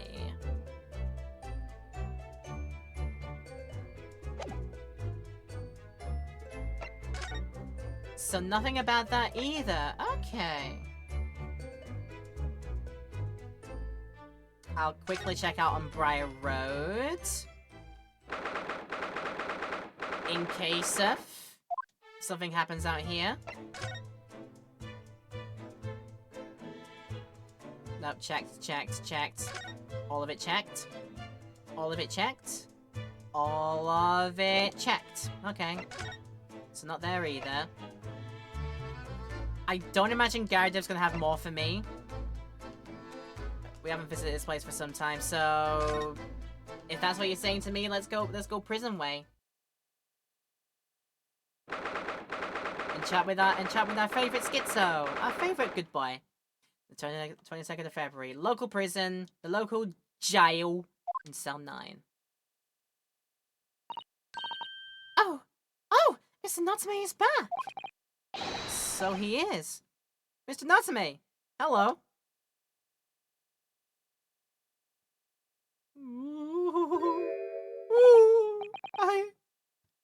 I'm a cat. Sorry? I don't know who Mr. Natsume is, or Herlock Sholmes. I don't know about courts or trials or Old Baileys. I am a cat. That's what I am. Just a cat. Mr. Naruhodo, he's trying to escape from reality. Trying to? He already has, completely. So, what is your name then? As yet I have no name. Mr. Naruhodo, he hasn't fully thought of his new identity yet. Maybe it's not too late to bring him back to reality. Do you think you could open your eyes for us, Mr. Natsume?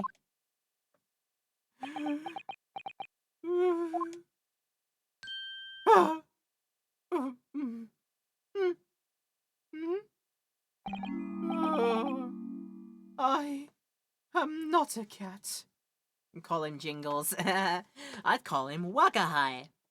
Because again, I'm going to bring it up one more time. It keeps coming up, and I was going to bring it up again. If you didn't know, this is characters based on the real-life Japanese author, Soseki Natsume, who wrote various poems and very, very famous Japanese literatures that people in the Japanese school system often read as part of their education. One of them being called I Am a Cat, otherwise called Wagahai ga Neko de Aru. And yeah, there's even a cat in this. There's even a little cat in this game, a little kitty cat character that's actually called Wagahai because it must have been a stray cat that he picked up and had in his lodgings, and then he thought, yes, this is my cat now. He is called Wagahai. It's like, oh. It worked! He's back in the real world! What's going to become of me? No! Don't answer that! It's obvious! My accursed soul is never going to escape my accursed fate! Mr. Natsume, no! This morning's proceeding in courts prove that there's hope! Yes. Locum student Mr. Naruhodo Esquire was brilliant, but... The Reaper is omnipresent! In court! In my lodgings! Here, there, everywhere! What's he looking straight at me for? I think perhaps there are some things that we should discuss. Oh, yes, we must. We must talk about some things. Talk about the events of the trial that happened. In my whole life, have I ever been so moved as I was today? No! Of course, if I cast my mind back, there was perhaps one or two other occasions that moved me more. But if I just blocked those out, then today, being in that courtroom was the most moving experience of my life. Locum student Mr. Naruhodo Esquire! I love watching this person for some reason now. It's so funny. You're too kind. Scotland Yard found the remaining tea, just as we deduced, and they're analysing it as we speak. There's nothing wrong with that tea! They would find a drop of poison in it! That's a solemn sworn Soseki certainty! It wasn't the same letter, but it was at least the same sound, I'll give you that. Tell me, did you both drink the tea at the same time that night? Oh yes, most definitely. Remember, drink tea while it's hot. We both poured it down our throats like it was a hot bath for our bellies. And at the time, you were both completely fine. As shown by the fact that he and Mr. Shamspeare then engaged in a Romeo and Juliet match. suppose the focus of tomorrow's proceedings will be how the poison was taken by the victim, then. That's what we focus on. Let's have a word about the weird Shamspear man, shall we? That rotten Shamspear! What have I ever done to him? You don't recall him taking issue with you over anything you've done recently? I've been holed up in my room, immersed in books. I don't recall anything. Anything at all! Right. But what I don't understand is why he didn't let me know sooner. Let you know what, Mr. Natsume? About the soap, of course. What else? Oh dear. Are you struggling with such a meager stipend? Of course I am. If I had money, I wouldn't have chosen to live in a cursed existence in such accursed lodgings. Oh, yeah, you said it's because the place is cursed and it's so cheap, didn't you? Exactly. Especially the room that I rent. The spirit of that capital offender who lived there still haunts the place and is trying to kill me! Capital offender? Might I ask, locum student Miss Naruhodo Esquire, that the next time you visit me, you bring scores of super soft soaps? He never had a shower in all this freaking time, huh?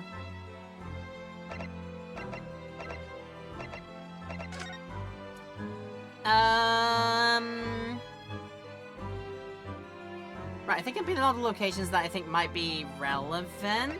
We can try presenting some things now, see if we get some more reactions out of it. No, that's me looking at it. I want to present. Hey, have a look. Miss Natsume, it's nothing much, but... Oh!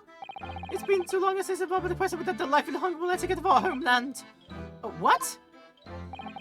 You're too kind. I accept it gladly. Oh, sorry, but I wasn't trying to give it to you, actually. Ooh. The teacups.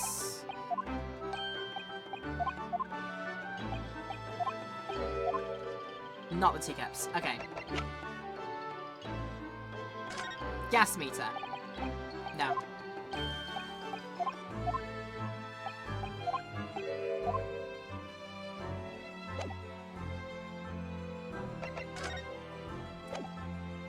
Right, getting no more out of this, I think, now.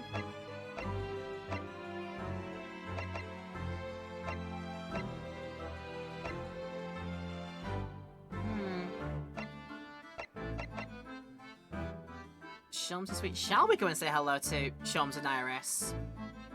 We could try. Because we haven't been there for a while. It's always nice to see our boy. Always nice to see them. Back in 10 minutes to walk the dog since it's raining out there. Yeah, we'll see if we keep going for a bit longer than that. Okay. Have a pleasant as pleasant a time as you can, Palfia. Take care out there. Well, we spent some time on the 22nd of February in Sholmes is sweet. Rena! And Susie! Hooray, you're back! Hello, Iris. You're in fine spirits as always, I see. I am?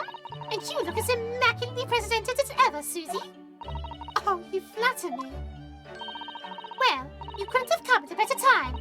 I've just made a pot of tea. I'll set some cups. Really? Oh, thanks, Iris. But actually... what is that foul smell? Naha! The Wanderer returns at last! Where on earth have the pair of you been? We've been in court, I suppose. Oh, for Mr. Moustache's case? That was today, was it? I'm sure I mentioned it only yesterday, Mr. Sholmes. I'm sure you think you did! Well, we can laugh about it now. So tell me, how did the trial go? Reasonably well so far. We've managed to escape without a guilty verdict, at least. Really? I would have liked to see it. And I must pass a time of day with Mr. Reaper again. It's been too long. Is Lord Fenseeks an acquaintance, Mr. Sholmes? Naturally. There's not a person in the world who doesn't know my name, Mr. Naruhodo. Yeah, not quite what I asked, but still, I'll let him have it. Mr. Sholmes? Whatever is that odor? Yeah, what is it? It's faint, but absolutely awful. Ah, indeed. That's the sense of victory, my dear fellows.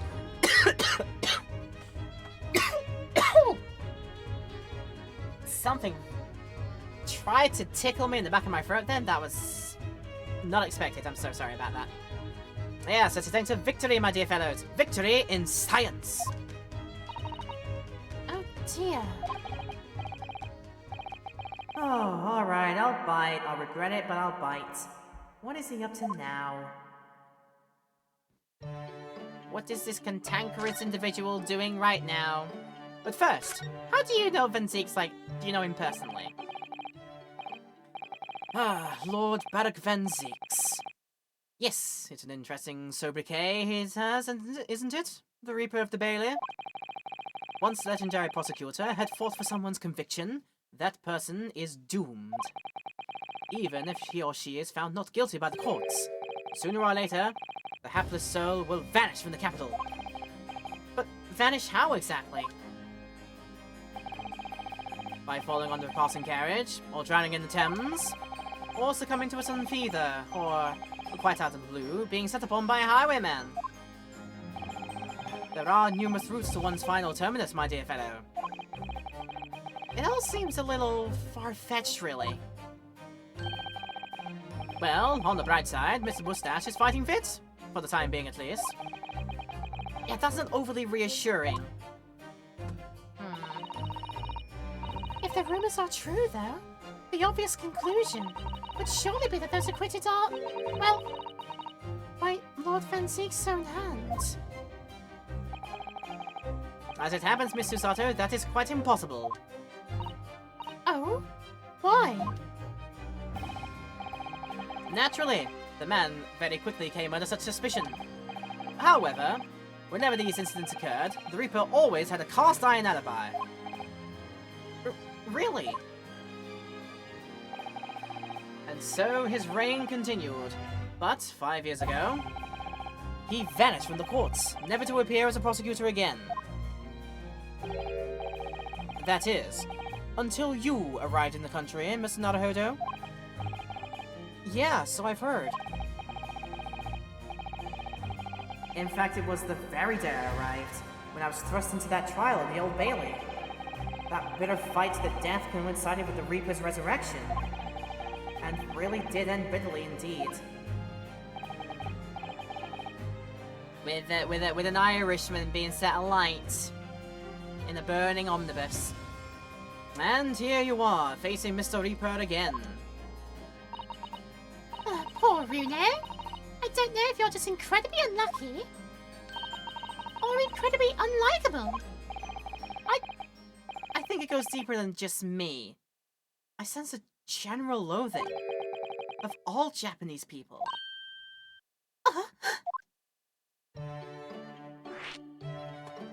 Why Japanese people?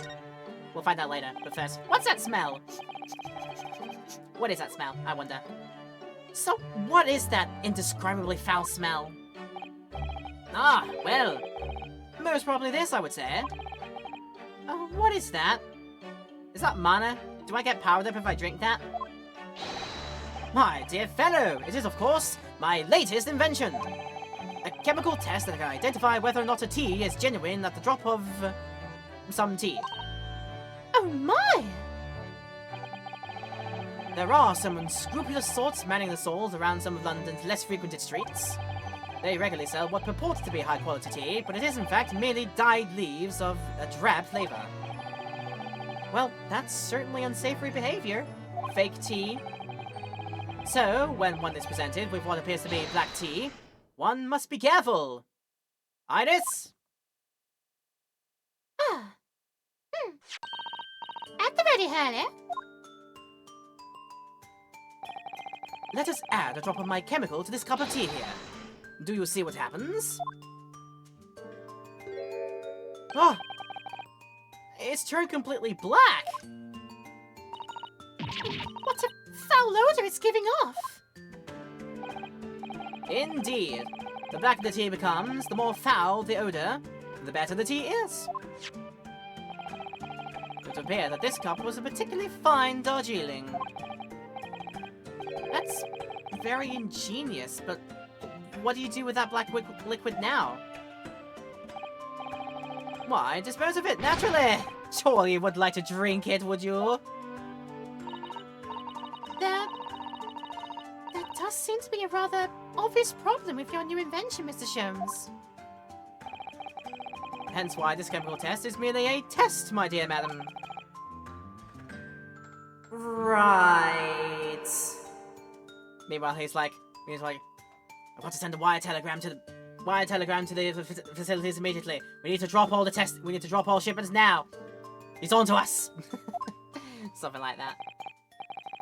The point is, we are entering a new era of science in the world of criminal investigation also. Yes, forensic science. Oh, these are such exciting times. I regularly engage in this scientific experimentation alongside my unofficial consulting detective work. The Herlock Sholmes method will be the foundation upon which modern investigative technique is based. I nearly ran out of breath saying that, for some reason. This little tea indicant was a happy byproduct of my ongoing forensic science research. Forensic science? I suppose I should find out more about that. More tabs everywhere. Okay, Why, Japanese people? with Mr. Natsume, who I'm currently defending, being Japanese as well as Mr. Saro and myself, I felt it even more keenly in court today. For some reason, Lord Van Ziek seems to have an inherent disdain for the Japanese. Indeed. It is an interesting observation. Do you know something about it? Do you, Mr. Sholmes?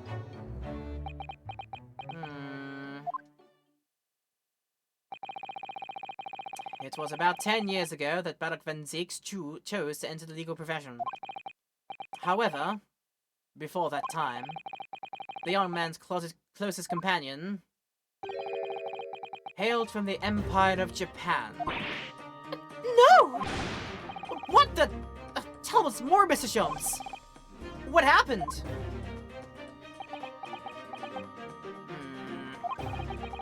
I believe I've made it clear before.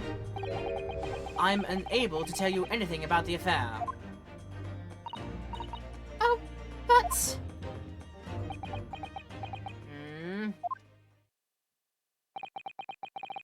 The veil will be lifted on the events of the past in due course, I have no doubt. For now, however, it is Mr. Moustache who is most deserving of your attention, I believe. Dun dun dun dun. Dun dun. So, your t-test, is that an example of forensic science? Indeed it is. An essential tool that in cases that hinge on the knowledge of whether some tea is of high or inferior quality.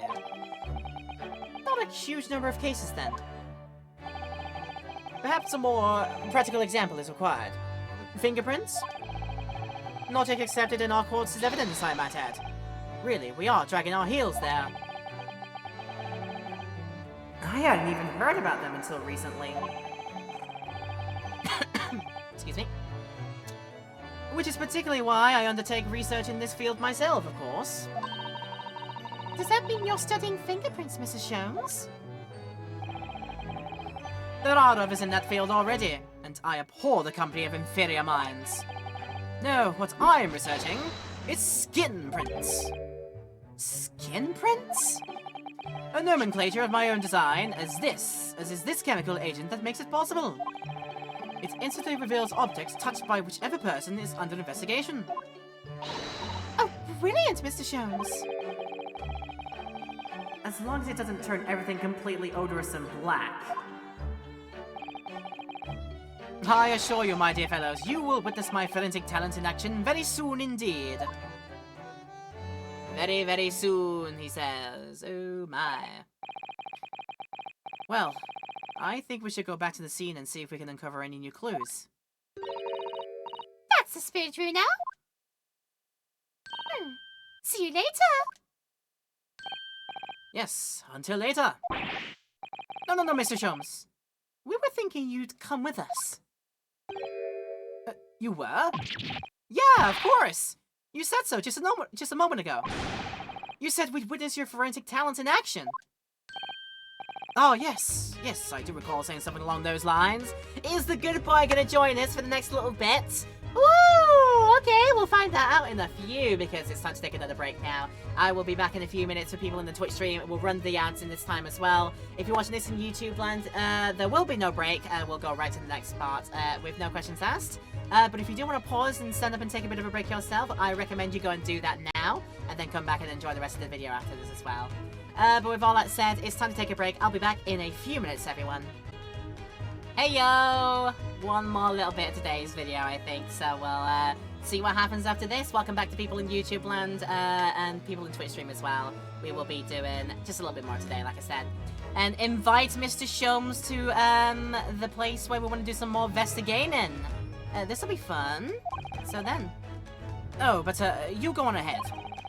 I shall be sure to follow you later, in all likelihood. Probably. Maybe. Well, I might. Your commitment astounds me.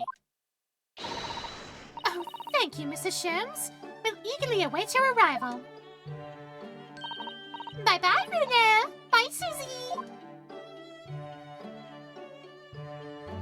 Gonna be sweet and good Iris sometimes. This is lovely. Right, and yeah,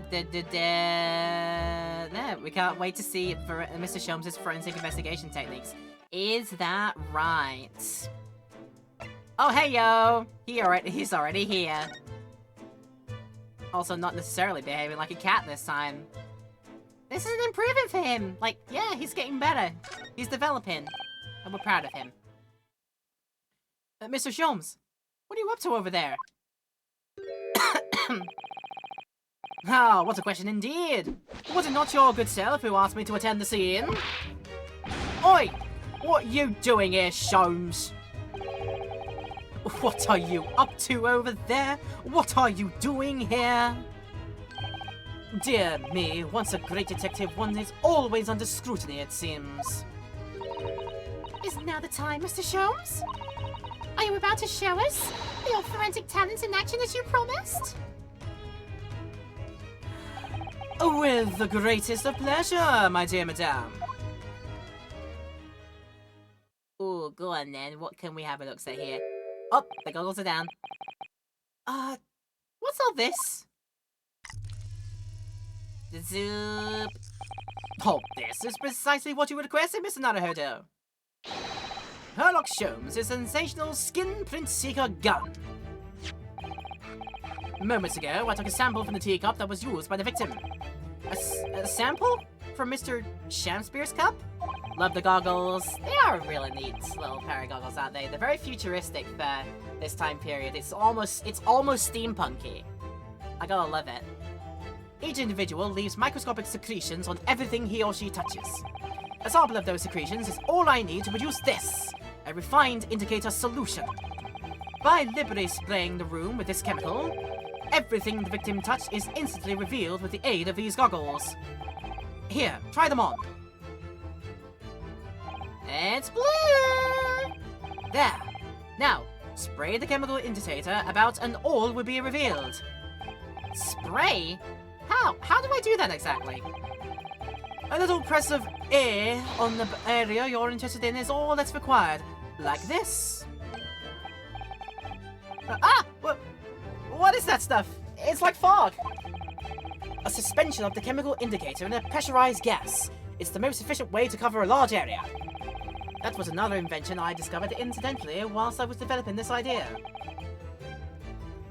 Yes, you do, I guess. Go ahead, try it, my dear fellow. We may learn something interesting about the victim's movements on the night in question. Well, there is nothing to lose, I suppose. Let's explore and turn this place into a future Jackson Pollock painting. Why not? Absolutely, why not? We could go wild with it, couldn't we? Nothing. Nothing. Plenty on the walls. Okay, evidence that he's been moving the bricks about and tending to his ice coins in the molds. All over his undergarments and pantaloons, and the the kettle.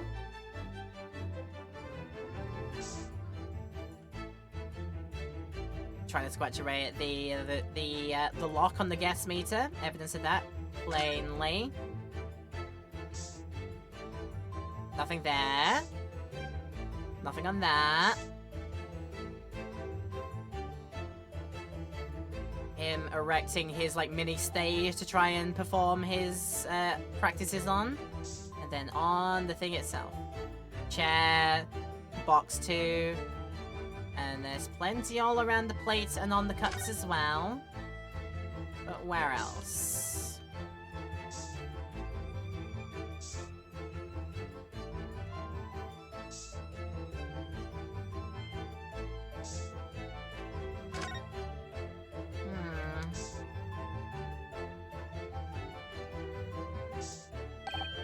Trying everywhere there. Ah, interesting place to have a lot of them, okay. Look, there are dozens of handprints here. Ah, so there are. A great many indeed. So much so that it's hard to make out any one individual print, in fact. Oh, it sends a chill down my spine. Perhaps he was leaning against the wall while he admired this picture. Unlikely, I would say. It's a rather dull scene, after all. And without wishing to state the obvious, you wouldn't generally admire a picture from such close quarters, I feel. Stare at the art. You should now feel mentally reinvigorated. Oh, very true, Mrs. Otto. Wow, it's a bit of a mystery then. Is it naturally? But will the court even accept the evidence they didn't last time?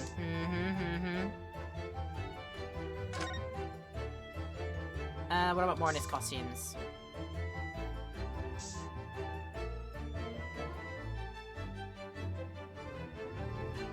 Just wall push-ups. That's it. That's his exercise for every day. Why not?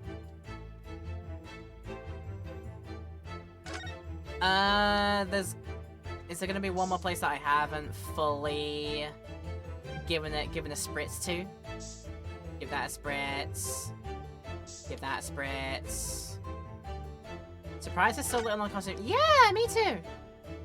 Maybe there's something else there. More on the wall, or the table below the wall, or more on the teacup itself. Maybe that teacup too.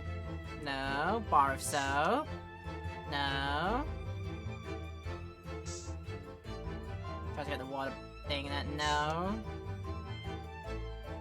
Nothing. There, yeah, I noticed.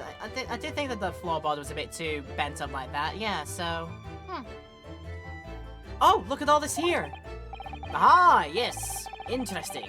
A multitude of the victim's handprints. Why are there so many of them on the floor in this one spot? Oh, because he had a bad fall just here. There's nothing obvious that he would have tripped over though, is there? I wonder. For regular push-ups this time, yeah, he finally figured out how to do them properly. Personally, I often stumble when there's nothing obvious to trip over. I think that's something only a great detective would do, Mr. Sholmes. Well, this is quite a puzzle. Handprints all over the floor. Yeah, there's no obvious explanation. I think I've seen everything now. Well, we sprayed Mr. Sholmes' amazing skin print indicator all over this room, didn't we? We did. But there are 2 places in particular that are of interest, I would say. I would too, based on this. The handprints on the floor there, and on the wall by the picture, you mean? Yes. And I think the floor warrants closer investigation. I would be a moment.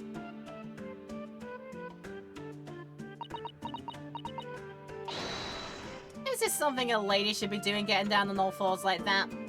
You could get me to do that, you know? You probably would have. Ah! What is it, Mrs. Otto? Look here, Mr. Naruhodo. One of the floorboards has popped out. One of the... You mean... It's a secret hiding place?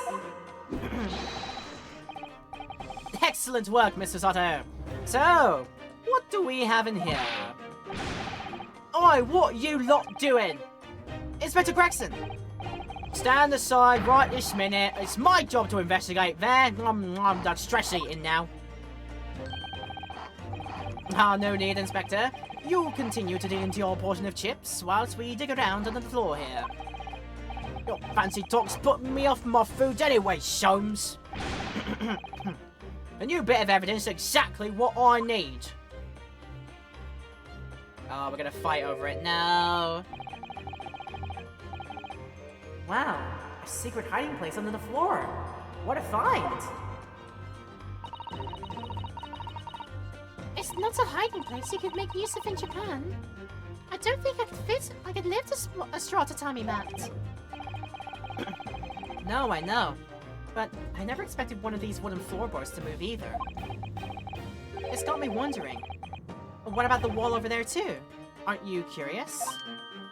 Oh! I'll investigate at once.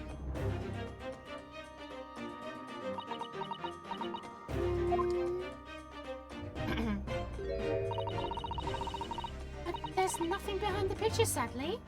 Only the wall. How disappointing. But then, how do you explain the handprints? I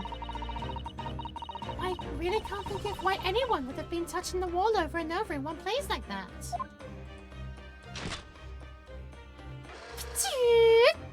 Old timey-wimey camera. I see.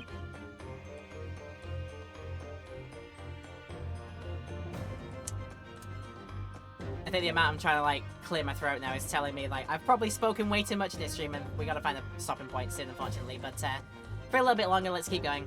Ah, there you are! A print for you! The photograph of the handprints on the wall, added to the record, discovered using the Skin Print Seeker gun. There are multiple prints on either side of a hanging picture. Oh, thank you very much! His invention can take prints too? Wait, what? Anyway, now then.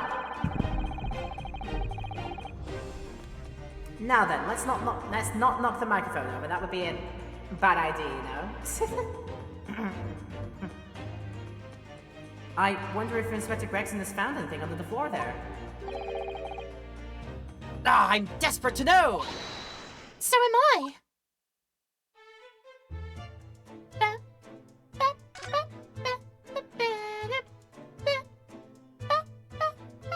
Oh dear, Mr. Gregson, what's in the hole? Oh, Mr. Gregson, where did you go? I'd love to know if there's anything hidden underneath that floorboard there. Allow me to ask Gregson now. After all, we're well acquainted. Inspector Gregson! Really? It's been too long! Oh, what is it, Soames? I thought perhaps you might show me what you found there, seeing as we're such good friends. We're not friends. No, I suppose not.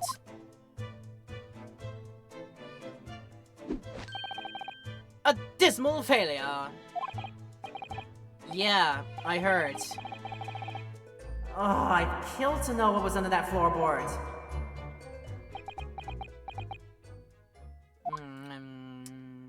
I need some more chips to think about this. Alright then, fair's fair. What? You did discover the hiding place after all? I suppose I should at least fill you in. Really, Inspector? Thank you. Ah, do it quickly, my dear fellow, because we're almost out of the time in the video. If there's one thing I know about this man, is that he blows with the wind, as fickle as the weather. Oh, stop making me out to be some kind of nut. There were 3 items under the floor there. A newspaper clipping, photographic print, and a tin box. Now, what do you want to know? About all 3 of them, preferably. Okay. Looks like this was cut out of the paper about 3 months ago. It's about a convict who got sick and died while he was serving up time up in Manchester. God, how terrible. It made the headlines down here in London as well. The bloke had been sentenced to death, you see, but nature got him first. Oh my goodness! He'd committed a capital offence? Man by the name of Selden. Nasty piece of work into burglaries and murder. They say the hoard he'd knocked off was worth about £1,000. A hoard? Of treasure, you mean? Jewellery and the likes. But he hid it somewhere, and no one knows where. Now he's dead. The papers loved it, of course. £1,000 lost en route to hell, or some such was the headline. Does it not strike you, though? Why such an article would be so carefully ensconced under the floor?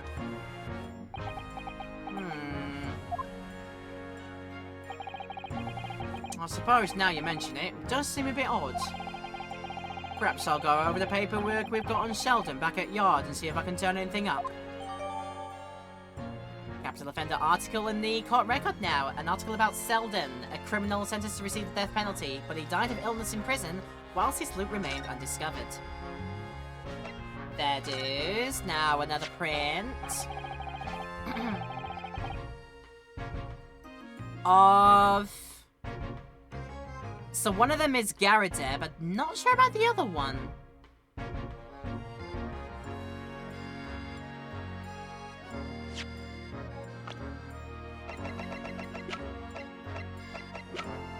No, unsure about the other one for now. I got the strangest feeling of like, no, maybe I have seen that face before somewhere, but just unsure where. So this is the photograph I found. Looks reasonably recent to me.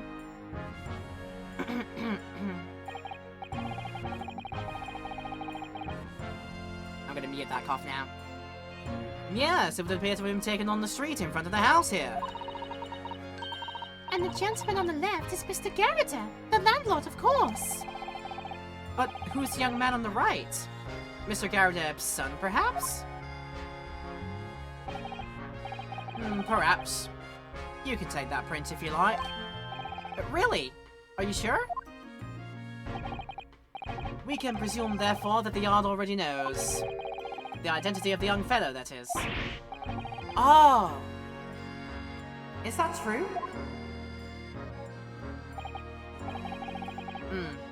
Well, it's too bad if we do. Unfortunately for you lot, leaking information isn't one of my pastimes. My dear Inspector, if I may be so bold as to point something out. Pastimes are for one's leisure, but this is for work. Yeah, all the more reason I'm not telling you. A dismal failure. Yeah, I heard. But yeah, now we have it. A photographic print found in Mr. Shamspeare's room. It shows the landlord, Mr. Garrett, together with a young man. Young man. There's no need to feel down. I wonder why a photograph like this was hidden under the floor. I mean, Mr. Shamspeare himself isn't even in it. Photographic prints are still rare treasures in the East End. I imagine Mr. Garrett was rather delighted to have been immortalized. He probably made a proud present of it. You think? And now the tin box. Now, this tin box looks interesting, doesn't it? Might I suggest, Inspector, that you open it? If you were to find something inside that reveals the truth behind this case, I wouldn't be in the least surprised. Yeah, funnily enough, I've already had a look. It's completely empty. Oh, what? Shamspeare! Give us a clue, man! You didn't even have the chance to utter a word, Mr. Naruhodo. But anyway, at least we found out what's inside the box. Yeah, thin air. It's empty. Rather like how I feel inside right now. Is there nothing more to this box, then? I wonder. Because this game has been kind of all about them secret boxes. Meow! Cat! It's Wagahai! He's a kitty! Hello, kitty! He's a handsome gentleman, isn't he? So handsome! Oh, look! It's that lovely little kitty cat! What was his name? It's Mr. Natsume's, isn't it? I don't think we ever asked him, actually. Why don't we call it, Wagahai? You know, like Mr. Natsume refers to himself in Japanese. I wonder how he got in here. Clever cat.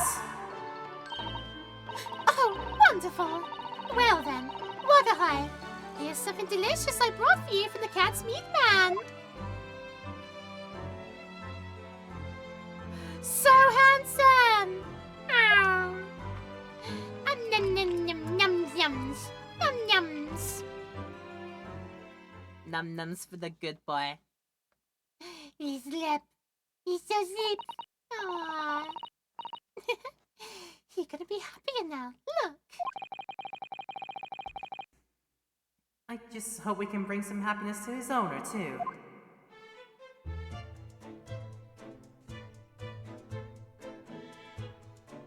Was it in there? Oh, he's stretching! He was stretching and there's his scritches. Aww. Pet the cat! Must pet the cat!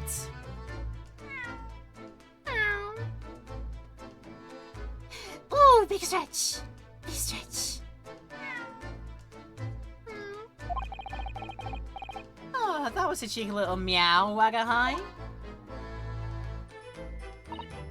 Oh, but he's so adorable. I could sit and watch him forever. I think he may not appreciate that after a while. And we have an investigation to get back to. Rather unfortunately as well, because I would like to look at Cat forever. Right, done with Gregson, done with everybody here. Yeah.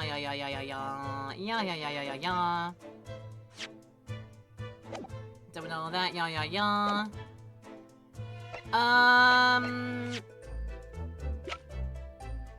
I'm gonna say, there's only this that we can have a look and demonstrate here. We just have a look at the prints on there. Yep. Capital Offender article. Manchester Strange Ways Prison announced the death of convicted murderer and burglar Selden by natural causes in the early hours of the morning. He has been suffering with fever since the end of October. Alerted by the shouts of his fellow cellmate, medical staff arrived to find him already dead before his capital punishment could be carried out.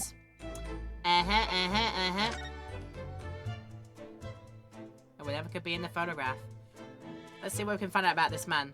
Bob Cut. Moped. Painting stuffs. I noticed that Olive Green had some painting stuff as well. Relation question mark? Could be. Right, not more to that. Now it's just a case of like figuring out which room we can go to now. Clearly a member of the Beatles. Oh my god, now that you say it. Clearly, now that you say it, it's like... Oh, right, I dabbled in a bit of painting when I was growing up, you see. And then I went on to make a really famous worldwide hit band.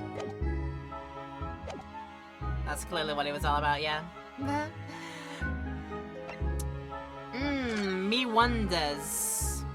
Me wonders. You feeling more like yourself today?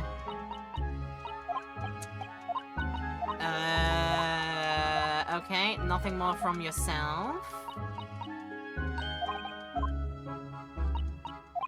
You've said all that before.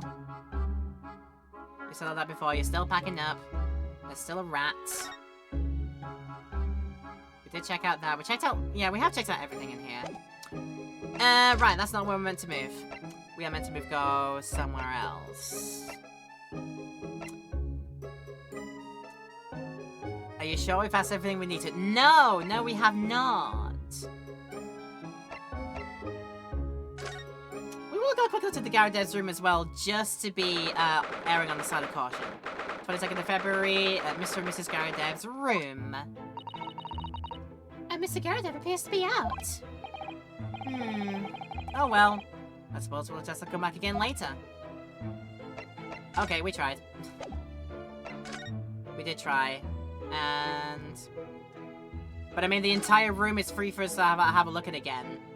If I ever wanted to.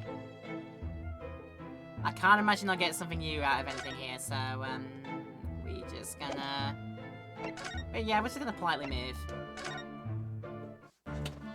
Politely move and see if we can't, like, get some, more out of you. Not have any of those. Maybe time to present some new things. Talk about this, maybe? Shed some light on any of these?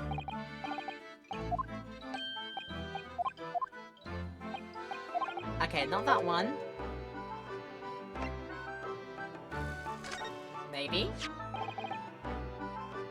Okay, this one. Oh, what's this? It's a newspaper cutting that we found in Mr. Shamspeare's room. Oh, so he knew, did he? Sorry? About this man, Selden. A convicted killer and the evil spirit behind the curse that afflicts my lodgings. It was him? Oh, okay. What? So my question is, how does he get from being caught in London or wherever to being in a cell in Manchester? Maybe it was caught in Manchester. I don't know, actually. I'm reading too much into it.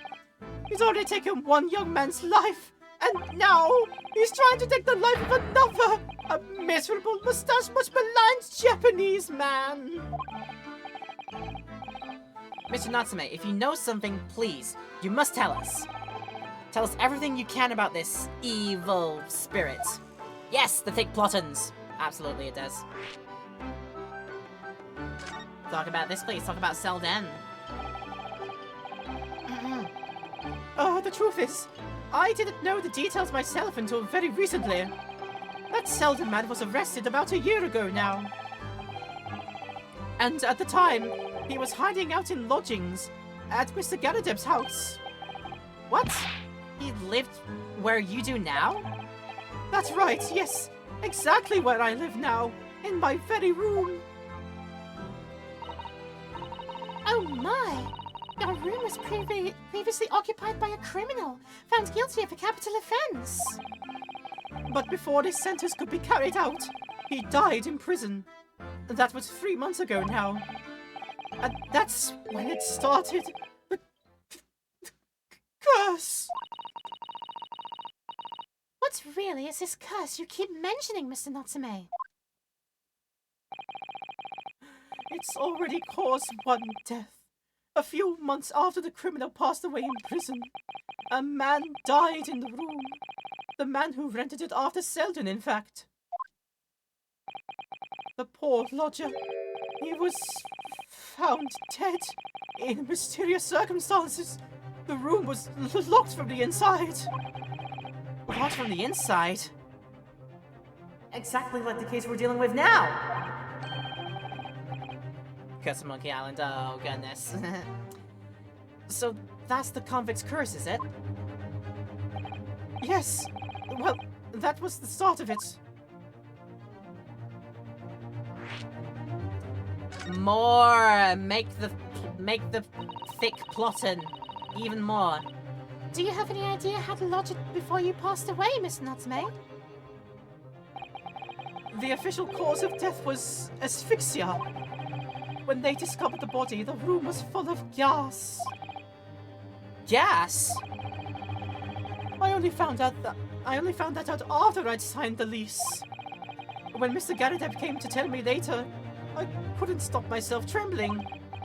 In fact, if I'd known beforehand, I'd probably have been too scared to take the room. Landlord's lease luckily legal. half of the people in this game don't eat mummies like they did in real life. Yeah. It was full of gas. Full of that gas. Yeah, definitely. Oh, I think I missed a line, sorry. Lucky for Mr. Garradet, maybe, but not so lucky for poor Mr. Natsume. And now you believe this curse is afflicting you? It is! At first, I just felt as though I was being watched all the time. And then you talked about having nightmares, didn't you? The Teds are trying to take me with them. They come and try to suffocate me.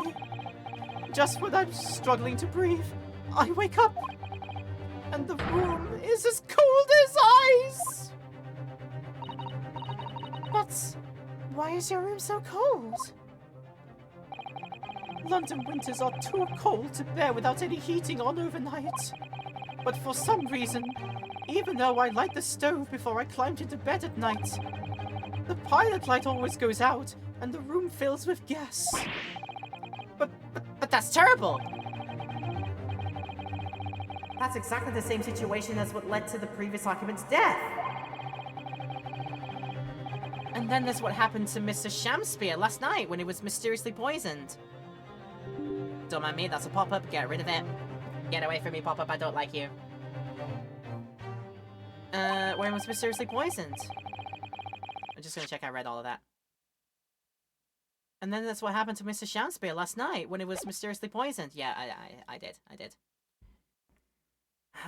There's clearly more to that incident than can be explained by a curse, though. Suffocation comes from the cat sleeping on his chest. Heard plenty of such stories. I thought, maybe. Whatever can be the cause of all these strange happenings in Mr. Garradeb's house? Or rooms? Whatever on earth could they be indeed? Sounds like...